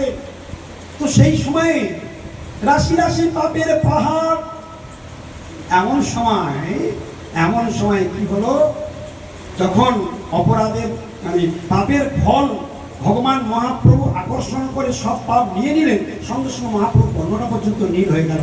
যদিও ভগবানের কিছু যায় আসে না, তবু জগৎকে শিক্ষা দেওয়ার জন্য দেখালেন যে আমি জগাই মাদায়ের সব পাপ। জগাই মাদায়ের কথা শুনলে আপনারা আনন্দ পাবেন, হেসে মরে যাবেন। বলবো একটু? জগাই মাদায়ের নাম শুনেছেন, কিন্তু জগাই মাদায়ের লীলা শুনলে না আপনারা অবাক হয়ে যাবেন। একটু বলি, বলবো না? আপনাদের ক্ষুধা পেয়েছে? না না, ক্ষুধা পেয়েছে, আমি জানি আপনাদের ক্ষুধা পেয়েছে। বলবো? এখন জগাই মাদায়ের ঘটনাটা বলি। পাপ করলে নরকে যায়, এটা আমরা সবাই মোটামুটি কম বেশি জানি। তা জগাই মাদাই এমন কোনো পাপ ছিল না যে পাপ জগাই মাদাই। চৈতন্য ভাগবতে পড়ে দেখবেন, হৃদয়ে আনন্দ ধরে রাখতে পারবেন না। আমি আজকে একটু বলে দিচ্ছি, প্রত্যেকে ঘরে ঘরে চৈতন্য ভাগবত একটা করে কিনবেন, ধর্ম করতে শিখুন। আমি আবার বলছি, তিলকমালা ঝোলা লাগবে না। আমি যে গাইডগুলো দেবো না, ওই গাইডগুলো ফলো করবেন, তিলকমালা ঝোলা লাগবে না, আপনারা ভগবানের প্রিয় হয়ে যাবেন। আর কি বলবো, এর থেকে আমার বলার কিছু আছে? কেন? যদি তিলকমালা ঝোলা না হয়, ওটা তো অনেক বড় প্রমোশন জীবনে, ওটা অনেক বড় প্রমোশন। কিন্তু তার আগে প্রাথমিক স্টেজে শিক্ষা যার হলো না, সে ওই স্টেজে কি করে যাবে? যে একটা বিড়ির মায়া ছাড়তে পারে না, যে একটা দাগার মায়া ছাড়তে পারে না, যে সংসারের মোহ বিন্দুমাত্র ছাড়তে পারে না, সে তো টাকার মোহ ছাড়তে পারে না, সে কি করে হরি ভজন করবে? কিন্তু তার আগে আমাদের প্রথম কর্তব্য, যদি কওয়া কটার জ্ঞান হয়ে যায়, তবে তো পড়বো কর কর খল খল আকার ম আম, তারপরে পড়বে কি রাম বনে ফুল পাড়ে, গায়ে তার লাল শাল। জ্ঞান হচ্ছে কি না? আগে অক্ষরের জ্ঞান ছিল, অক্ষরের জ্ঞান হলো। তারপর সে কি জ্ঞান পেল না, বানান করে করে সে পড়তেছে, তার ডেভেলপ হয়েছে না হয়নি? এবারে বলছে কুমার পাড়ার গড়ির গাড়ি বোঝাই করা কলসি হানি গাড়ি চালায় বংশী বাগান সঙ্গে যায়। প্রমোশন হয়েছে না হয়নি? হয়েছে না? বুঝতে শেখো। এইভাবে ভক্তি জগতে একটু একটু করে আগে বাড়তে হবে। ধর্ম যদি করেন তাহলে মনুষ্য জীবন সার্থক হলো, তাহলে আপনার সুযোগের সদ্ব্যবহার হলো। আর এটা যদি আপনি না করেন, আপনি নিজের গল্প নিজেই খুলছেন, নিজেই আত্মহত্যা করছেন, নিজের সর্বনাশ নিজে করছেন, নিজের পায়ে নিজেই কুড়ুল মারছেন। জেনে রাখুন, এত বড় সর্বনাশ করা আমাদের পক্ষে উচিত নয়। জগাই মাথায় পাপ। এখন জমালয় সিস্টেম আপনারা জানেন না, একটু জমালয় সিস্টেম বলি, কারণ যেতে যখন হবে একটু শুনে রাখাটাও ভালো। মনে তো থাকবে না হয়তো সে সময়, কিন্তু মনে পড়বে। জগাই মাদাই এত পাপ করেন, তো জগাই মাদাই ওই পাপের জমালয় নিয়ম হচ্ছে কায়স্থরা পাপ লেখে আর দুধগণ খবর বয়ে দেয়। এই যে নিউজ পেপারের যে চ্যানেলগুলো আছে, সাংবাদিকরা সংবাদ সংগ্রহ করে, আর যেখানে মূল জায়গা সেখানে সেটা প্রিন্টিং করে ছাপা হয়। ঠিক তো? ভুল বললাম? সংবাদগুলো জোগাড় করে কারা? সাংবাদিক। আর সেইগুলো খবরটা পাঠিয়ে দেয়, আর সেখানে তারা লিখে সেটাকে ছাপিয়ে দেয় বা টিভিতে প্রচার করে। এই আমাদেরকে তার মনে কথা বলবেন না কেউ, আপনি কথা বলবেন আমি বন্ধ করে দেবো। এখানেও ঠিক তদ্রুপ জমালয়ের সিস্টেম আছে। জমালয়ের হেড হলো যমরাজ, আর সেখানে পাপ দেখবার জন্য হাজারে হাজারে লাখে লাখে কায়স্থ বসে আছে। তাদের কাজ শুধু লেখা। কি লিখবে? এখানে পাপী যত পাপ করবে সব তোমাদের সারা জীবনের সারা দিনের প্রত্যেকটা পাপ পুঙ্খানুপুঙ্খ লেখা হচ্ছে। ভালো করে শুনে রাখবে। আমার কথা যদি বিশ্বাস না হয়, চৈতন্য ভাগবত খুলে এখনই পড়ে দেখিয়ে দিয়ে চলে যাবে। আমি কোনোদিন লোকে আমাকে ডাকে হরি কথা বলবার জন্য, আমার বানানো গপ্প শোনার জন্য লোক আমায় ডাকে। আর আমি যদি বানানো গপ্প আপনাদের শোনাই, আমিও মরবো, আপনাদেরকে মার। আর আমি যদি ভাগবতের সত্য কথাগুলো আমি বলি, আমিও বাঁচবো, আপনাদেরকে বাঁচাতেও পারবো। কথাটি কি বোঝা গেল? কি বলছেন? দেখে কারা? তাদের নাম কি বললাম এক্ষুনি? মনে থাকবেন। যারা জমালয়ে পাপ লেখে তাদেরকে কি বলা হয়? ব্যাস। আর যারা খবরগুলো বইয়ে দেয়, পাপের খবরগুলো, পাপীদের পাপের খবর বয়ে নিয়ে আসে, ওদেরকে বলা হয় যমদূত। ওদেরকে কি বলা হয়? খবর যারা বয় তাদেরকে দূত বলে। তাহলে কার দূত ওরা? একদিন কি হলো, এই যমদূত আর কায়স্থদের মধ্যে ঝগড়া, মামলা বেঁধে গেল। শুনতে ইচ্ছা করছে না? কি ঘটনা ঘটলো? এখন এত এরা প্রতিদিন জগাই মাদায়ের রাশি রাশি পাপের খবর নিয়ে আসে। কারা নিয়ে আসে? যমদূতগণ নিয়ে আসে। আর কায়স্থ যারা, ওরা এবারে যমদূতদের বলছে সকল পাপীদের খবর নিয়ে আসবি, এদের দুই ভাইয়ের খবর আর আনবি না। ভালো করে শুনবেন, মামলাটা কিরকম মামলা আরম্ভ হলো দেখুন। এদের দুই ভাইয়ের খবর আর আনবি না। বলে কেন? বলছে ওদের পাপের ফাইলে সমস্ত ঘর জাম হয়ে গেছে, আর রাখার জায়গা নেই। ওদের পাপ লিখতে লিখতে আমরাই নিজেরাই আমরা আমাদের আর আমি ধৈর্য বলে আর কিছু নেই। তো ওদের পাপ আর বলবি না, ওদের পাপ আর দেখার জায়গা নেই, ফাইল রাখার আর জায়গা নেই। অতএব একদম ওদের পাপ আর। এখন যমদূতগণ বলছে দেখো, তোমরা চাকরি করছো, আমি চাকরি করছি, আমার কাজ এনে বলে দেবো, আর তোমাদের কাজ লেখা। তোমরা লিখবে না সেটা তোমাদের ব্যাপার, কিন্তু আমাদের তোমরা আনতে বারণ করছো কেন? আমি কেন চাকরি খাওয়াবো? কি ঠিক বলেছো না ভুল বলেছি? ঠিক বলেছো। এখন যতবার ওরা এসে বলে হরিবল কোথায় বেড়া দিয়ে আসো, হ্যাঁ সোজা বসো,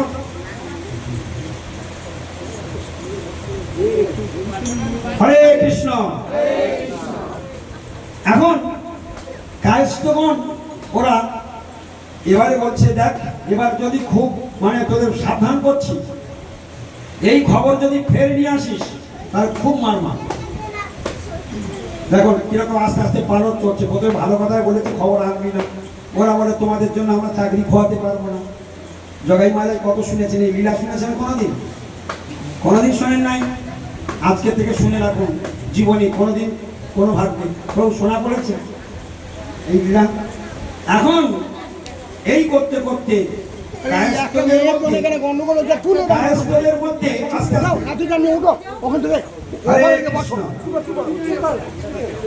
কায়স্থদের মধ্যে কি হলো, কায়স্থ আর যমদূতের মধ্যে মারপিট শুরু হয়ে গেল। আস্তে আস্তে কায়স্থ আর যমদূতের মধ্যে মারপিট আরম্ভ হয়ে গেল।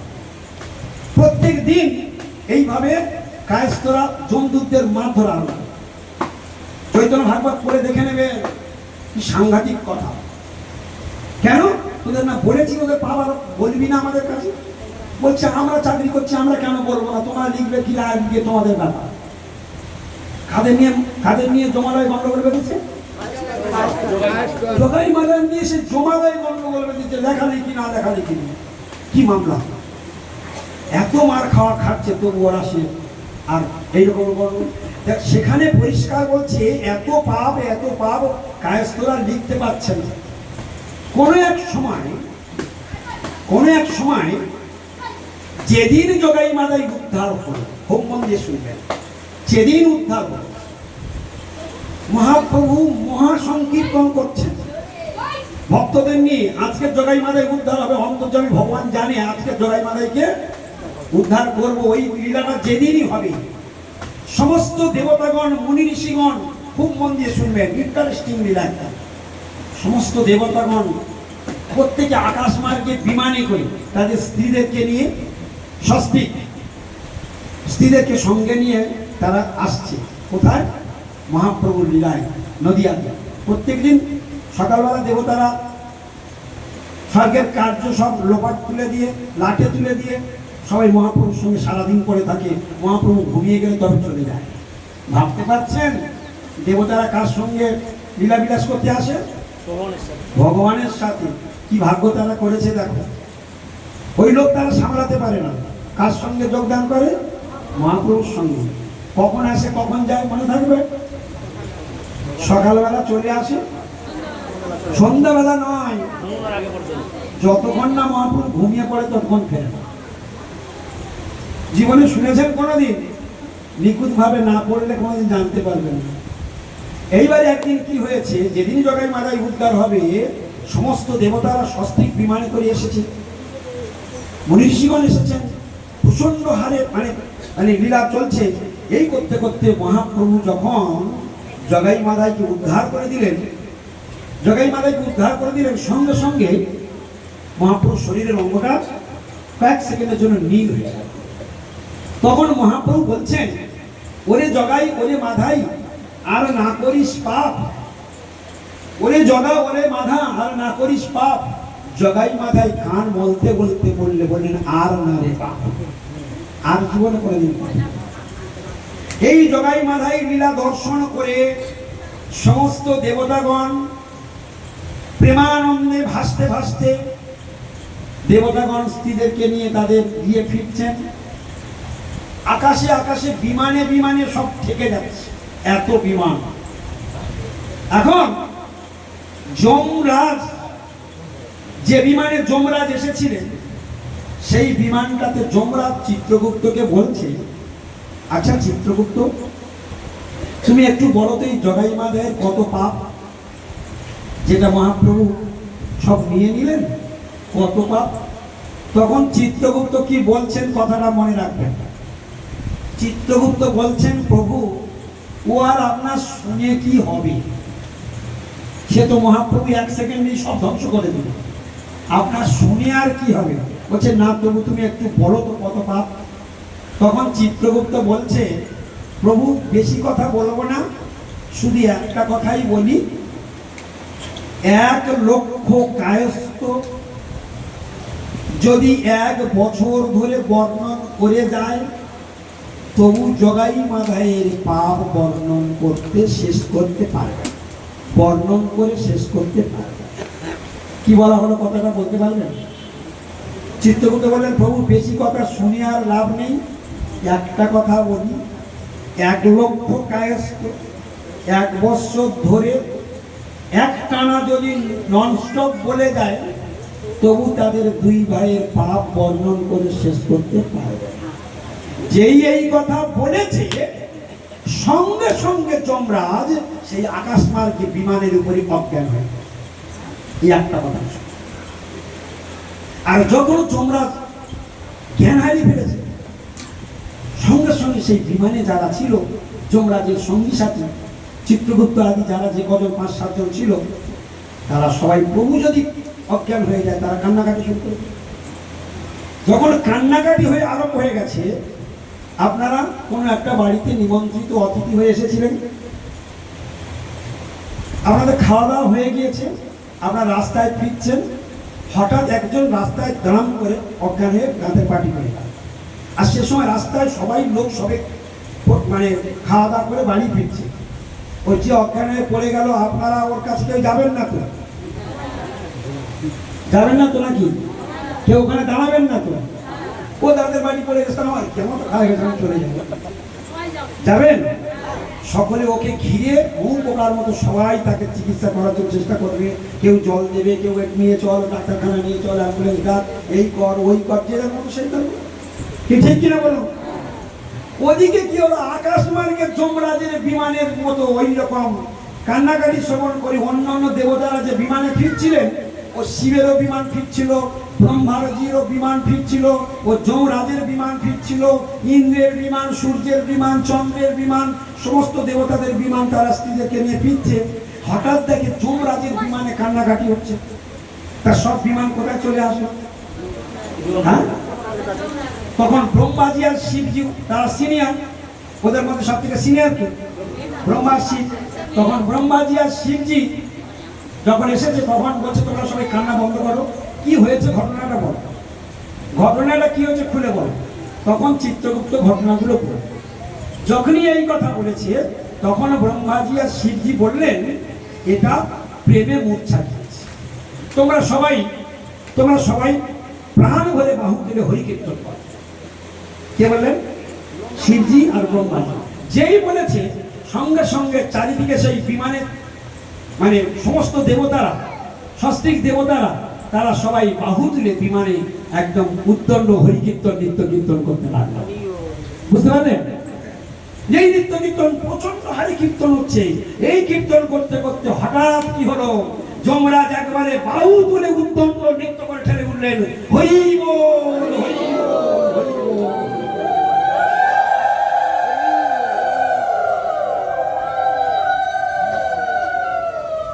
তাহলে পাপ করলে নরকে প্রত্যেকটা দিনের প্রত্যেকটা পাপ আমাদের যে নোট হচ্ছে, আজকের কি এটুকু শ্রবণ করে ধারণাটা কি হয়নি?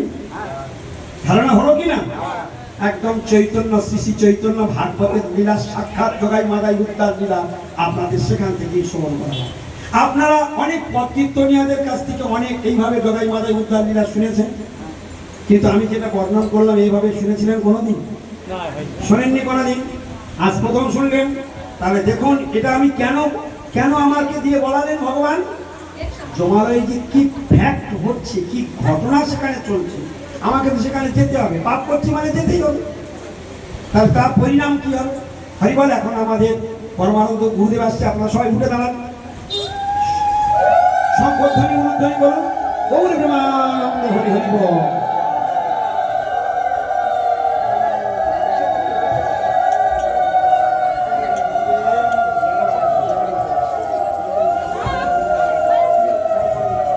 শ্রীকৃষ্ণ চৈতন্য প্রভু নিত্যানন্দ, শ্রীকৃষ্ণ, সবাই গাইবেন, ভাই উলুধ্বনি দিন, জোরে উলুধ্বনি দিন সবাই। শ্রীকৃষ্ণ চৈতন্য প্রভু নিত্যানন্দ, শ্রী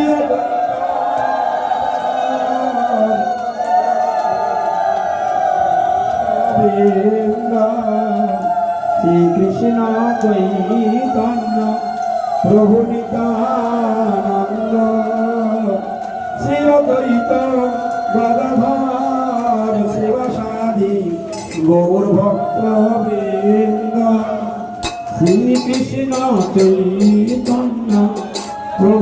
নিত্যানন্দ শ্রীকৃষ্ণ চৈতন্য প্রভু নিত্যানন্দ শ্রী অদ্বৈত গদাধর শিবসাদি গৌরভক্তবৃন্দ। সবাই আপনার ভক্তগণ আপনারা নিজ নিজ আসনে বসে পড়ুন, কোনো সাউন্ড করবেন না, সবাই চুপচাপ, কথা বলবেন না, কেউ কথা না বলে বসুন, সামনে চেপে চেপে বসুন, সামনে চেপে চেপে বসুন, অনেক ভক্ত এসেছে, সামনে চেপে চেপে বসুন, চেপে চেপে বসুন সামনে। হরে কৃষ্ণ। এতক্ষণ আপনারা হরিকথা শুনলেন, এখন আমাদের পরমানন্দম ছিল গুরুদেবের শ্রীমুখ থেকে আপনারা অমৃতময় কথা শ্রবণ করুন। অল্প কিছুক্ষণ তিনি বলবেন, তো সকলের কাছে অনুরোধ আপনারা কোনো চিৎকার চেঁচামেচি করবেন না, আপনি দয়া করে এই বাচ্চাটাকে সামলাবেন, আর না তো আপনি উঠে পিছনের দিকে চলে যান, কারণ আমার সময় ডিস্টার্ব হয়েছে, এখানে ডিস্টার্ব করা যাবে না, গুরুদেবের কথা চলাকালীন একটাও ডিস্টার্ব করা যাবে না। হরি বল। সেই জন্য সকলের কাছে অনুরোধ,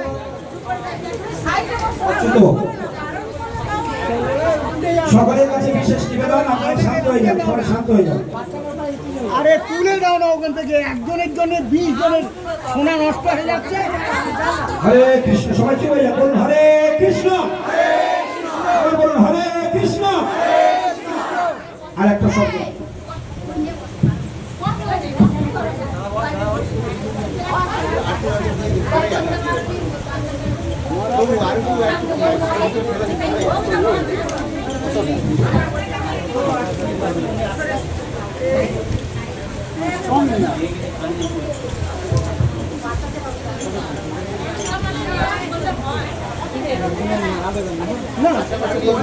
বলাটা কি বন্ধ হবে না? বললে কেন কথা শোনাবে? একদম একটা শব্দ। বন্দে অহং শ্রীগুরো শ্রীযুগপদকমলং শ্রীগুরুন বৈষ্ণবাংশ্চ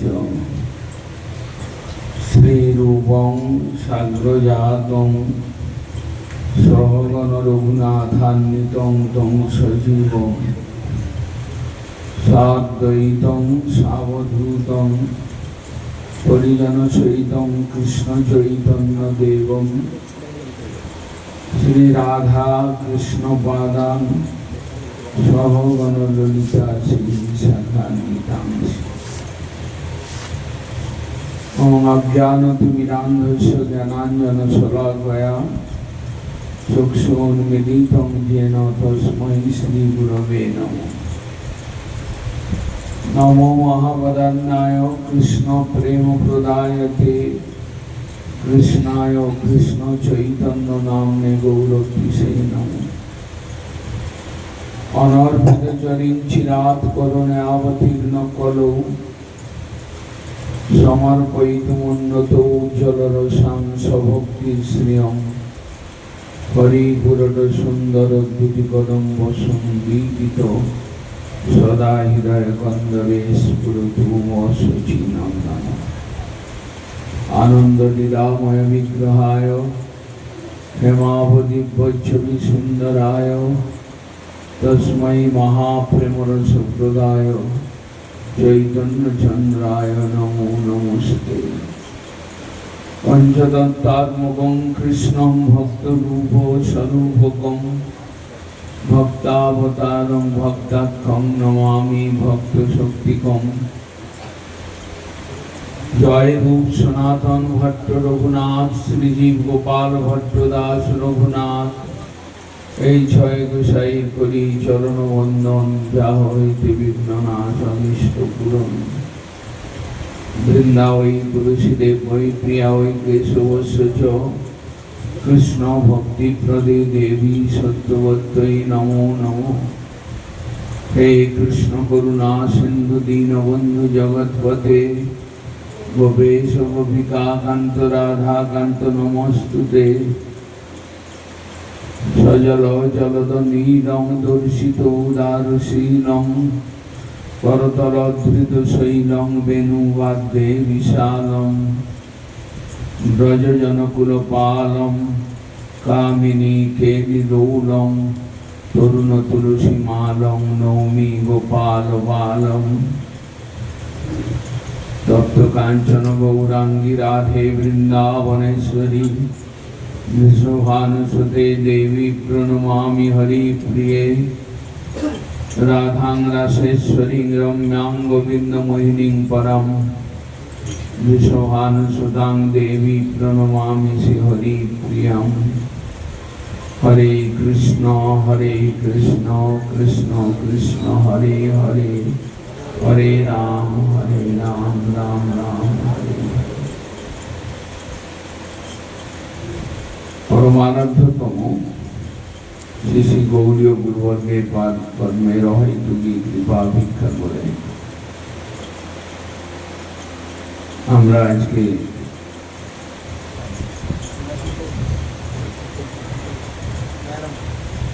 দয়ারামপুর গ্রামবাসীর সমক্ষে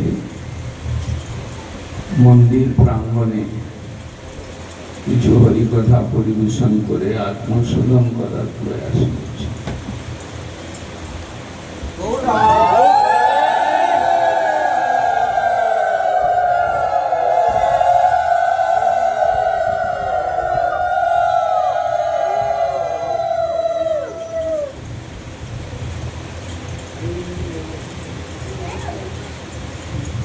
কৃষ্ণার্থে কায় ক্লেশ তার ফল আছে শেষ, তাহা কবু সামান্য না হয়। কায় ক্লেশ শরীর দিয়ে খাটাখাটনি করা। আমরা প্রত্যেকেই এই সংসারে এসেছি, কর্ম নিয়ে ব্যস্ত রয়েছে। কর্ম ব্যতীত মানুষ বাঁচতে পারে না। কর্ম ব্যতীত মানুষ সংসারে চলতে পারে না। কর্ম তাকে করতেই হয়। এবং ঈশ্বর আমাদেরকে হাত দিয়েছেন, পা দিয়েছেন, মুখ দিয়েছেন, চক্ষু দিয়েছেন, কর্ণ দিয়েছেন কর্ম করবার জন্য। ইন্দ্রিয়গুলো রয়েছে আমাদের সঙ্গে, আমরা ইন্দ্রিয়বান। আমরা চড় নই, ইট পাথর নই। আমাদের কাছে এমন কতগুলো বস্তু রয়েছে যা দিয়ে আমরা কাজ করতে পারি, যা দিয়ে আমরা জ্ঞান অর্জন করতে পারি, যা দিয়ে আমরা অর্থ উপার্জন করতে পারি, যা দিয়ে আমরা শরীর পোষণ করবার জন্য যেগুলো চালনা করতে পারি। পা রয়েছে, এক স্থান থেকে অন্য স্থানে যেতে পারি। বৃক্ষের পা রয়েছে, পা দিয়ে খেতে পারে কিন্তু পা দিয়ে চলতে পারে না।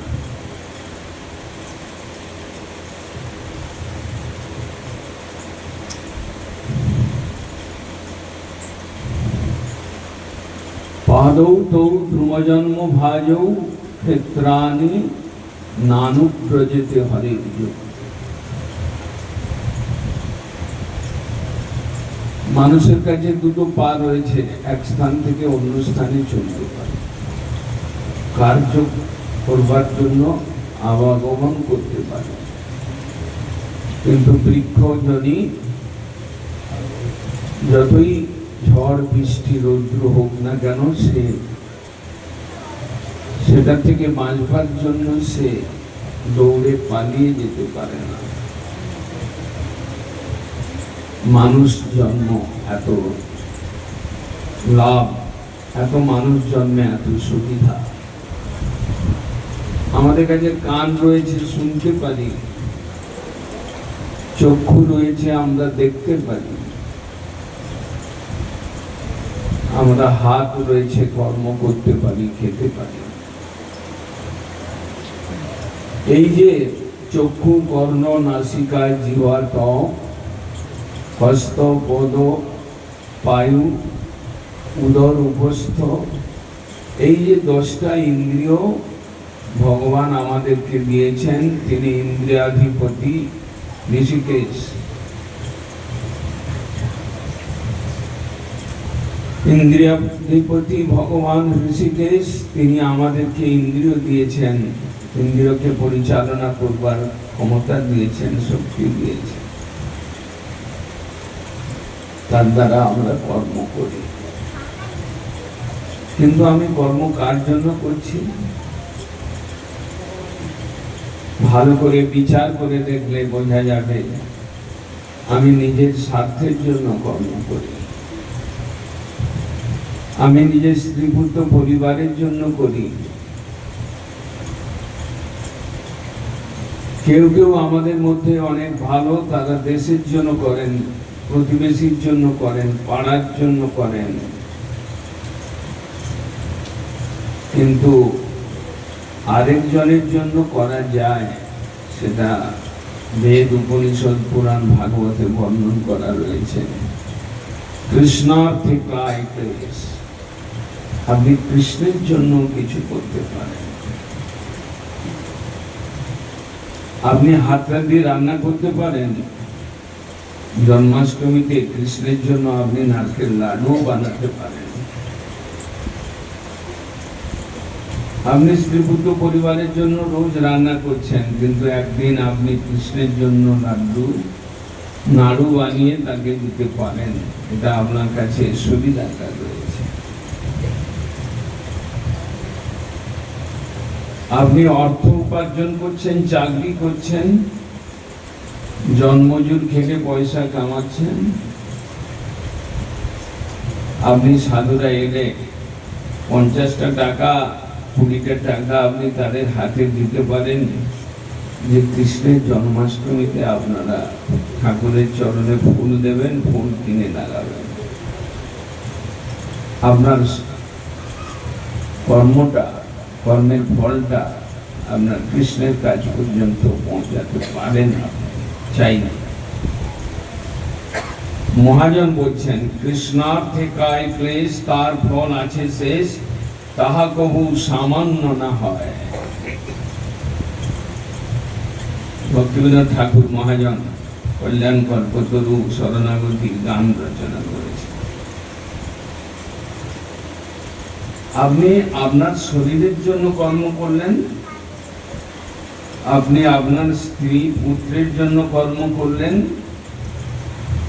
আপনি পাড়া প্রতিবেশীর সাহায্যের জন্য করলেন, আপনি দেশবাসীর জন্য করলেন, আর আপনি কৃষ্ণের জন্য করলেন।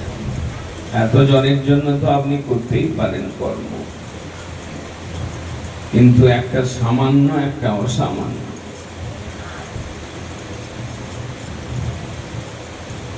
আপনি আজকে কাজ করে অর্থ উপার্জন করলে 1 কিলো চাল কিনে আনলেন, দিন আনেন দিন খান,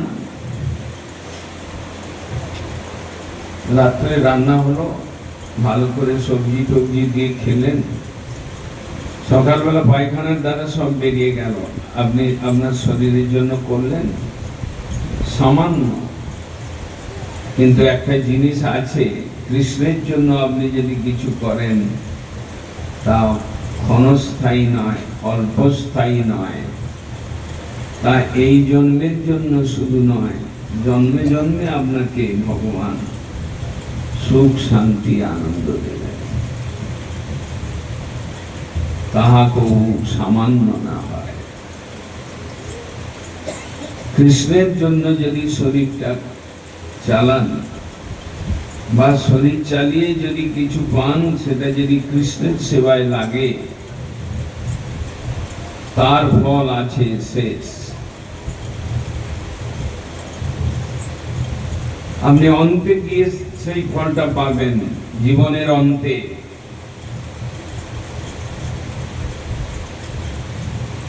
মৃত্যুর আগে অনুভব করবেন, যেমন অজামিল দেখা পেয়েছিল 4 জনকে।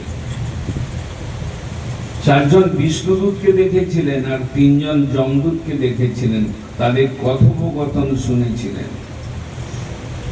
তিনজন বিষ্ণুদূতকে দেখে ভয়ে প্রস্রাব পায়খানা করছিলেন।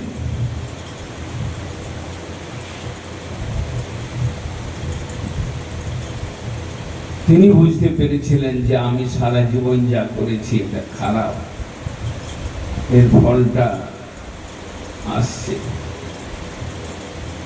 এই ফলটা জন্ম জন্ম পাবো, ফলটা পাবো যন্ত্রণাদায়ক, ক্লেশদায়ক, কারণ আমি অন্যকে ক্লেশ দিয়েছি, যন্ত্রণা দিয়েছি। কিন্তু অজামিল আরেকটা জিনিস জানতে পারলেন, যখন চারজন বিষ্ণুদূত সেই তিনজন যমদূতকে বললেন একে ছেড়ে দাও, মৃত্যুর সময় নারায়ণ নাম নিয়েছে, আমার প্রভুর নাম নিয়েছে, এরা সব পাপের প্রায়শ্চিত্ত করেছে, আমরা এসেছি একে রথে করে বৈকুণ্ঠে নিয়ে যাব। তখন অজামিল বুঝলেন কৃষ্ণার্থে কায় ক্লেশ, তার ফল আছে শেষ।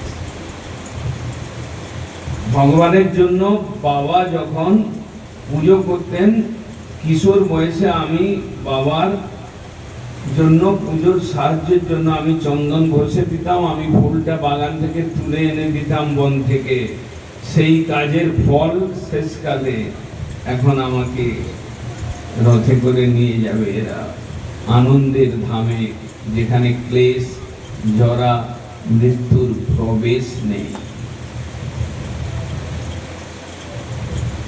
কৃষ্ণার্থে কায় ক্লেশ, তার ফল আছে শেষ, তাহা কবু সামান্য না হয়।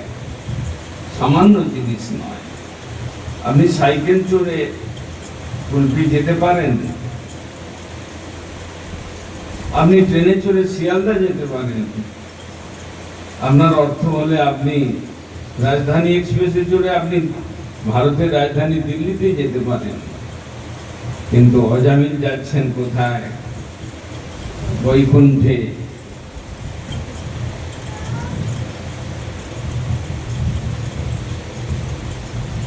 শাস্ত্র বলছেন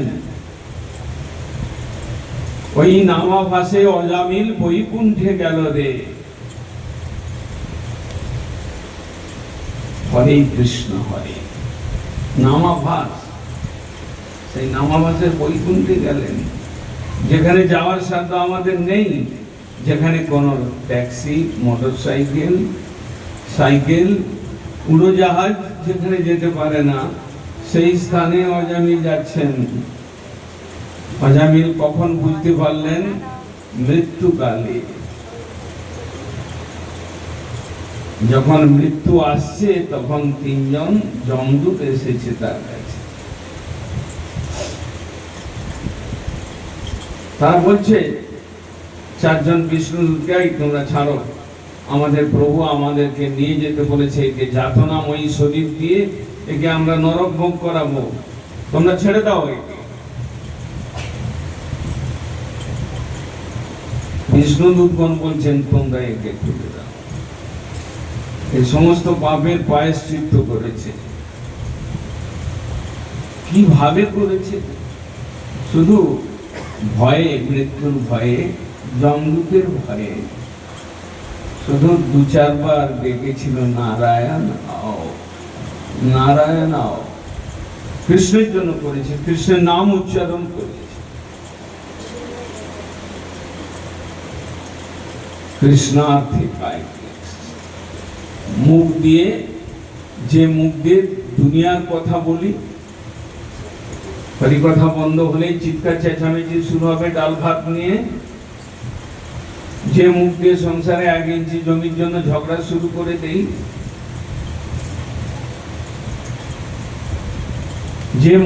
যে মুখটা দিয়ে কৃষ্ণ নাম বলতে অত কথা বলতে পারবো না, সেই মুখ দিয়ে অজামিল নিজের ছেলেকে সাধু বলেছিল যে তোমার কনিষ্ঠ ছেলে যে হবে তার নাম তুমি নারায়ণ লেখো। সেই সাধুর কথায় তিনি নারায়ণ নাম রেখেছিলেন।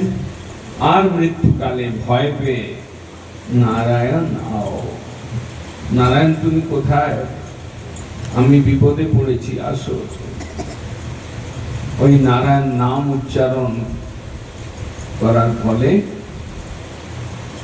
এই নামাভাসে অজামিল বৈকুণ্ঠে গেল রে, রে মধুর এই হরিনাম, মধুর হরিনাম।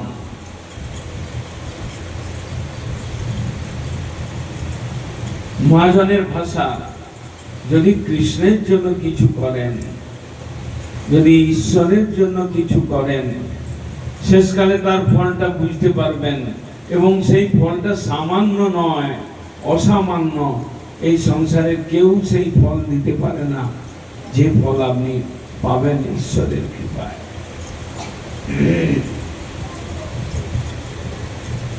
তাহা তবু সামান্য না। আজকে আমরা ঘুরতে ঘুরতে 5-10 মিনিটের জন্য আপনাদের গ্রামে এসেছি। অনেক কথা শোনেন, অনেক পুজো করেন, অনেক শিবের গাজনে নাচানাচি করেন, আর আজকে আমরা কৃষ্ণ কথা একটু বললাম। সখী কহনা কৃষ্ণ কথা, সদাই কহনা কৃষ্ণ কথা, কৃষ্ণ নাম অমিয় ধাম, পীড়িতি মধুর মাখা। কলিযুগে যাগযজ্ঞ তপস্যার কথা নেই, কলিযুগে বিরাট সাধন নেই। কলিযুগে বুঝছেন, নাচো গাও ভক্ত সঙ্গে কর সংকীর্তন, উদর ভরিয়া কর প্রসাদ সেবন, অচিরাত ভাবে তুমি কৃষ্ণ প্রেম।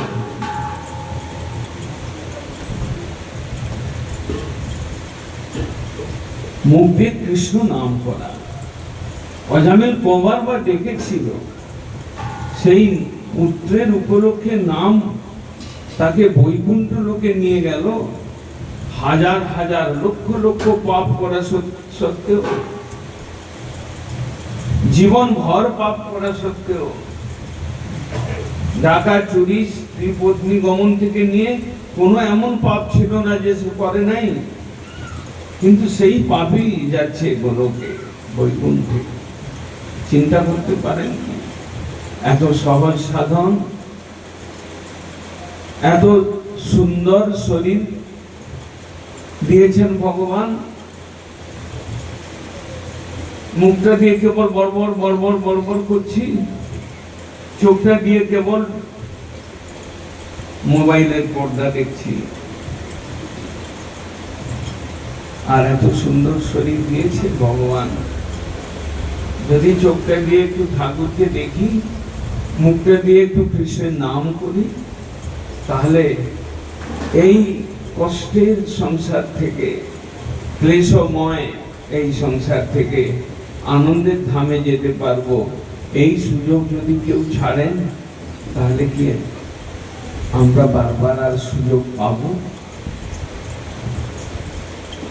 তাই মহাজন বলছেন, কৃষ্ণ বলো সঙ্গে চলো, এই মাত্র ভিক্ষা চাই, যায় সকল বিপদ ভক্তি বিনোদ, বলেন যখন নাম গায়, মাঞ্ছা কল্পতরু হচ্ছে কৃপা সিন্ধু, পতিতানাং পাবনেভ্যো বৈষ্ণবেভ্যো।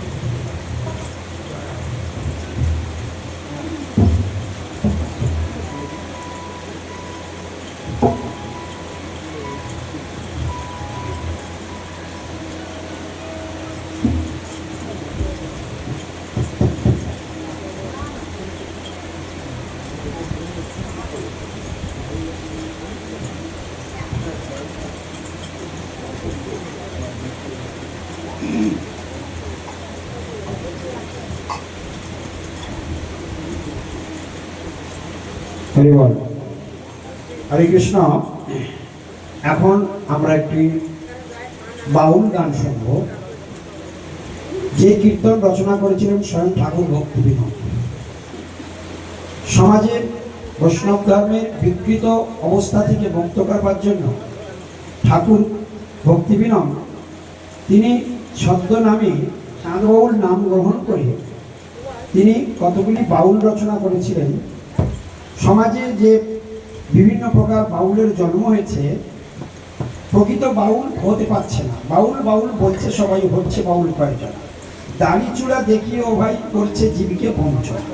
তাই প্রকৃত বাউল পাওয়া বড় কষ্ট। সেই জন্য বাউলের স্বভাব কেমন হবে, কিভাবে তাদের জীবনযাপন করতে হবে, সেই প্রসঙ্গে একটা কীর্তন। ধর্মপথে থাকি করো জীবন যাপন ভাই, ধর্মপথে থাকি করো জীবন যাপন ভাই। ও হরিনাম করো সদা, হরিনাম করো সদা, হরিনাম করো সদা, হরিনাম করো সদা। হরি বিনা বন্ধু নাই, বন্ধু নাই, হরিনাম করো সদা, হরি বিনা বন্ধু নাই, বন্ধু নাই। সবাই আপনারা শুনে শুনে গাইবেন।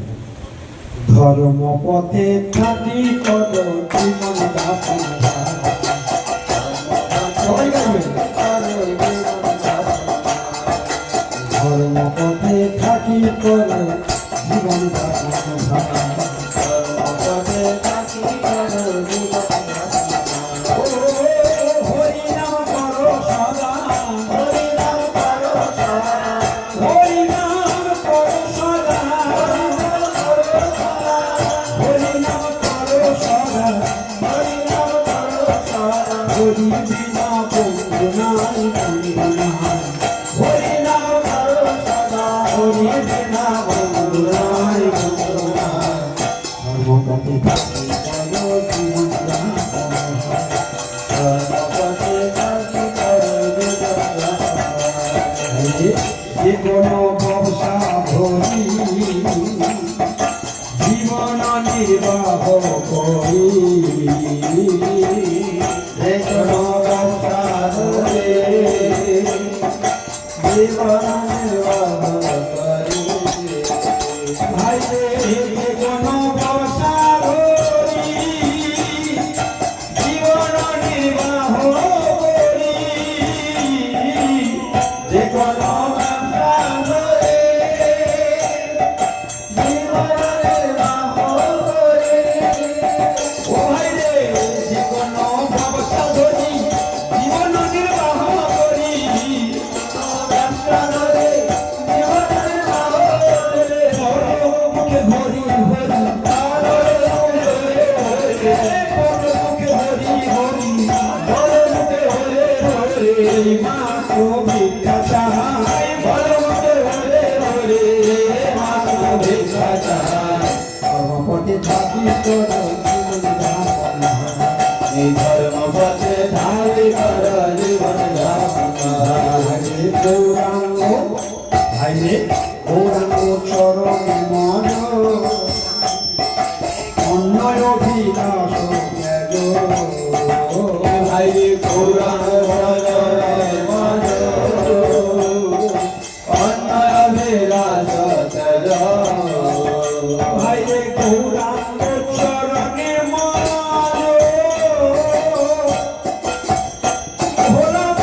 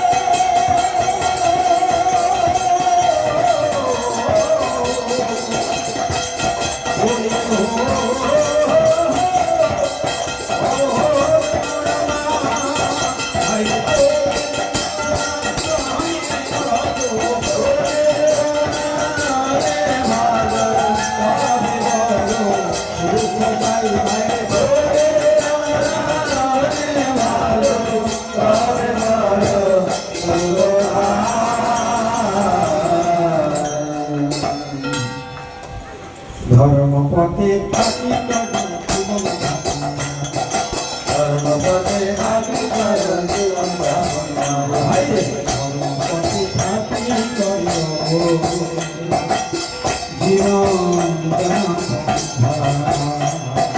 ধর্মপথে থাকি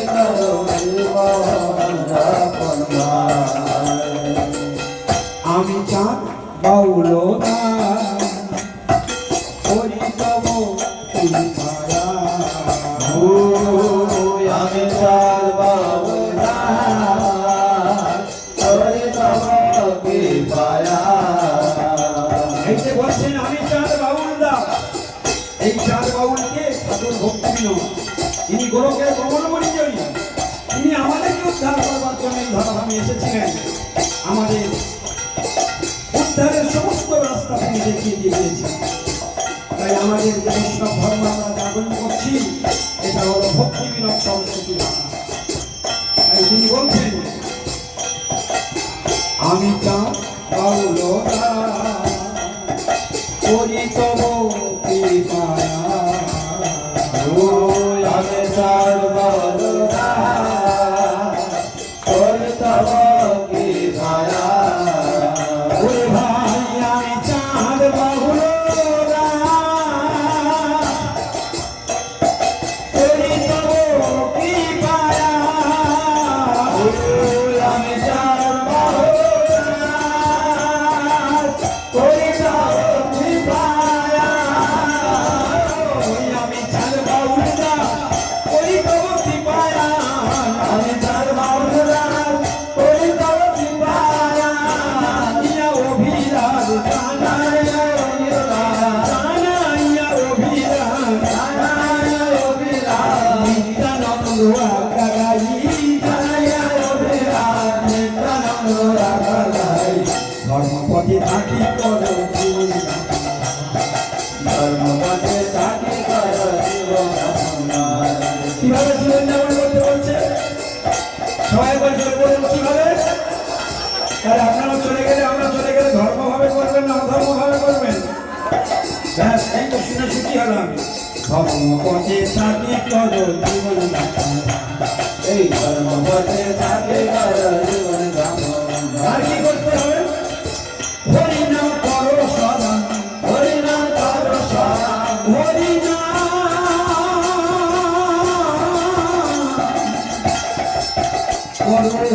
করো সদা।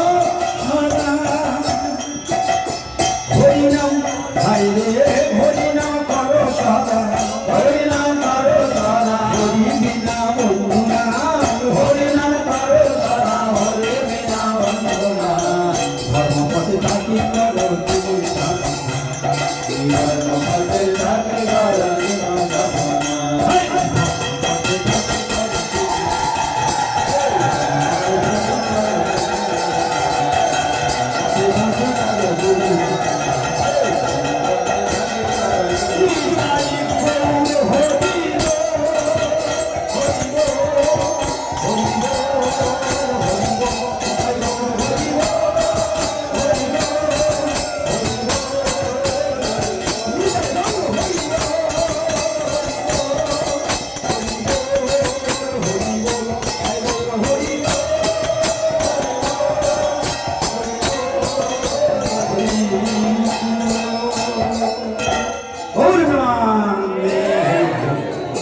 এখন মহামন্ত্র হবে, তারপর জয় দেওয়া হবে, আর তারপর আপনারা সবাই গুরুদেবকে সবাই প্রণাম করবেন।